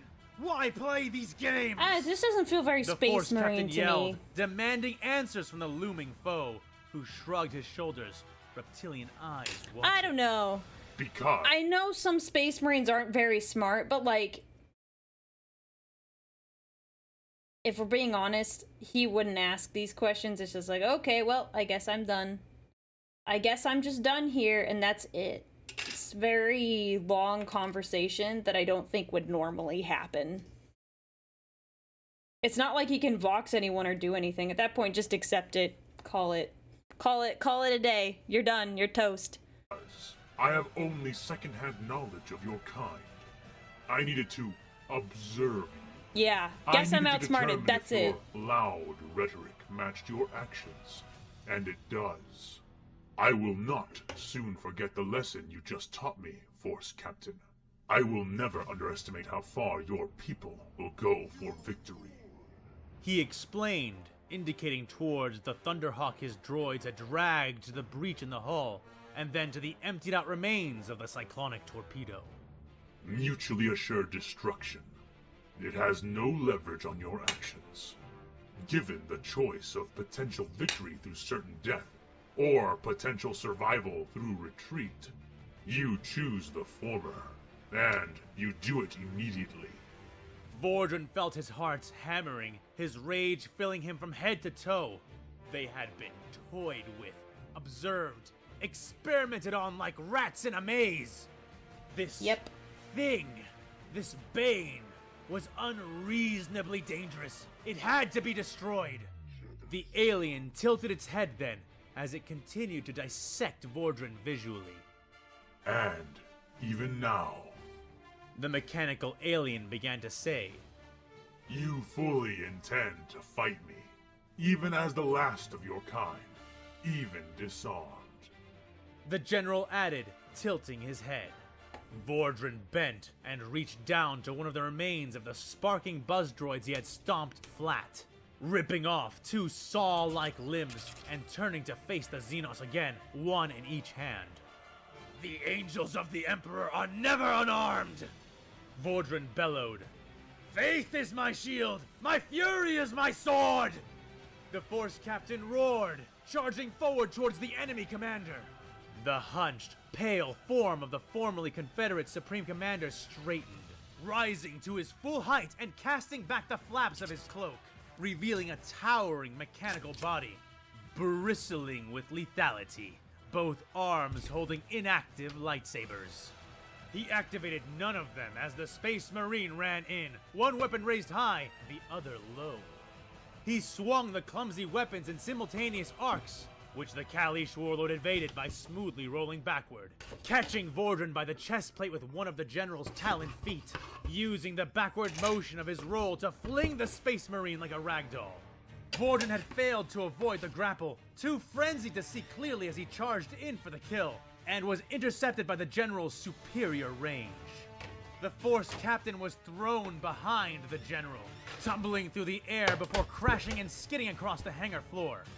He growled, spitting blood as he staggered to his feet, facing away from the machine abomination that was his opponent. But before he could turn to address him once more, he felt his red eyes widen as the sound came to an abrupt stop, and its source was made all too clear to the Space Marine. Standing in rows of ordered ranks, having stomped into the hangar through the various breaches in the hall, was a legion of tall, blue super battle droids. Their arm-mounted blasters all aimed in his direction.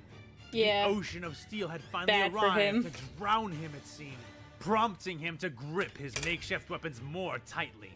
He spun when he heard something fall onto the ground behind him, expecting to see a grenade, but saw instead the curved hilt of a silver and black weapon, arcing in a design meant to fit into a palm. A lightsaber. What is this? He done. Vordran demanded, facing the pale general once more. It is a weapon which once belonged to a woman I defeated. I was made to let her live, but I did not neglect to take a trophy. Said Grievous. Vordran used his boot in a precise, light kick to toss the hilt up and into his hand, gripping it as he discarded the previous weapon, and then thumbing the activation trigger. A brilliant scarlet blade bursting free of the hilt and humming in the air, weightless before the razor's eyes. Why give me this? The Marine asked.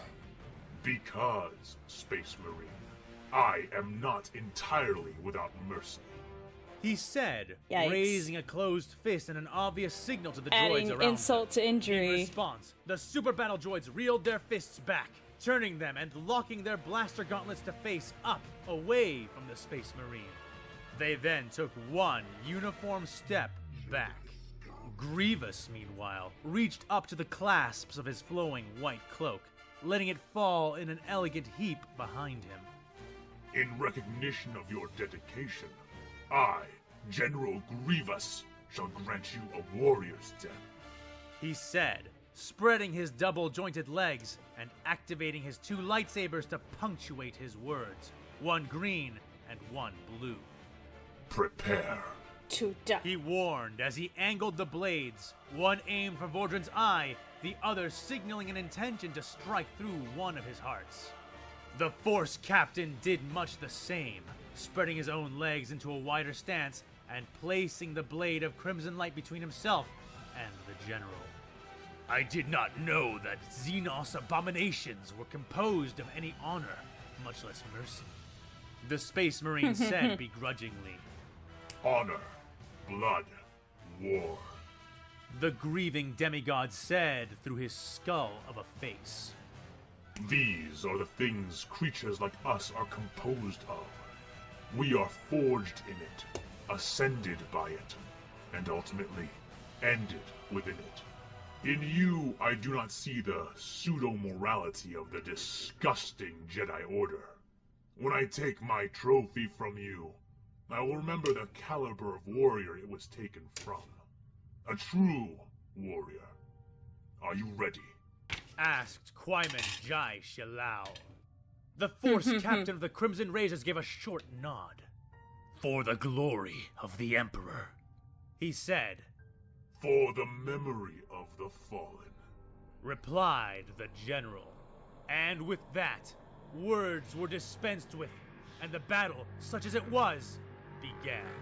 Dun dun dun. They're marching, pounding the ground behind, and I can see them coming to end my life. Everyone around is watching, Let's waiting to see. see my fall. I try See, how long is the next one? We've been doing this for 3 hours. The next one is an hour 15. And I haven't had lunch yet.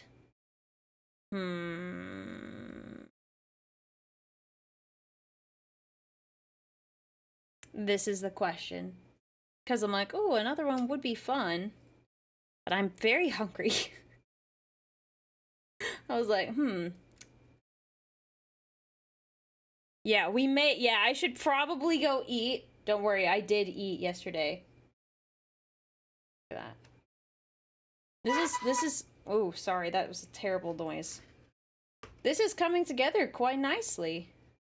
Slowly but surely, it is coming together.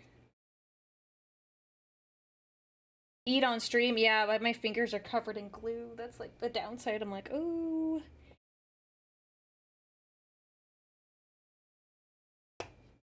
We'll probably stop here because we actually got pretty far considering we only had like we only normally get through like 1.5 episodes, so we got through like 2 today.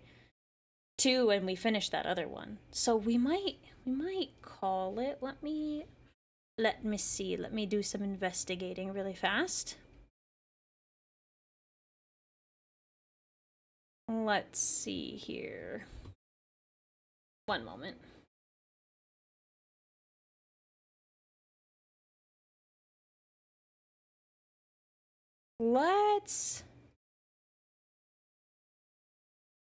You know what? Let's do not the glue, but eat actual food. Oh, don't worry. I know. We'll do that. Here, let's do a little raid today. There is a VTuber, GX Aura, and we're gonna go raid her on the Twitch side. I don't think she has YouTube. I don't think she dual streams, so nothing for YouTube. But tomorrow, this will be a nice warm up because it looks like. Oh no, she already did her repo collab, but we're gonna do a repo collab tomorrow. She's playing a different game, so let's raid into her. But I will see you guys tomorrow at noon Pacific time. This was really fun, and it was very, very chill. I liked this. This was a very nice stream. So, I will see you all tomorrow. Please make sure you do your leg day. Please eat. Definitely eat, okay? And I will see you all tomorrow, okay? All right, thank you guys for coming, and hopefully we'll get this finished up very, very soon. Okay? Bye, everyone. Enjoy the rest of your day.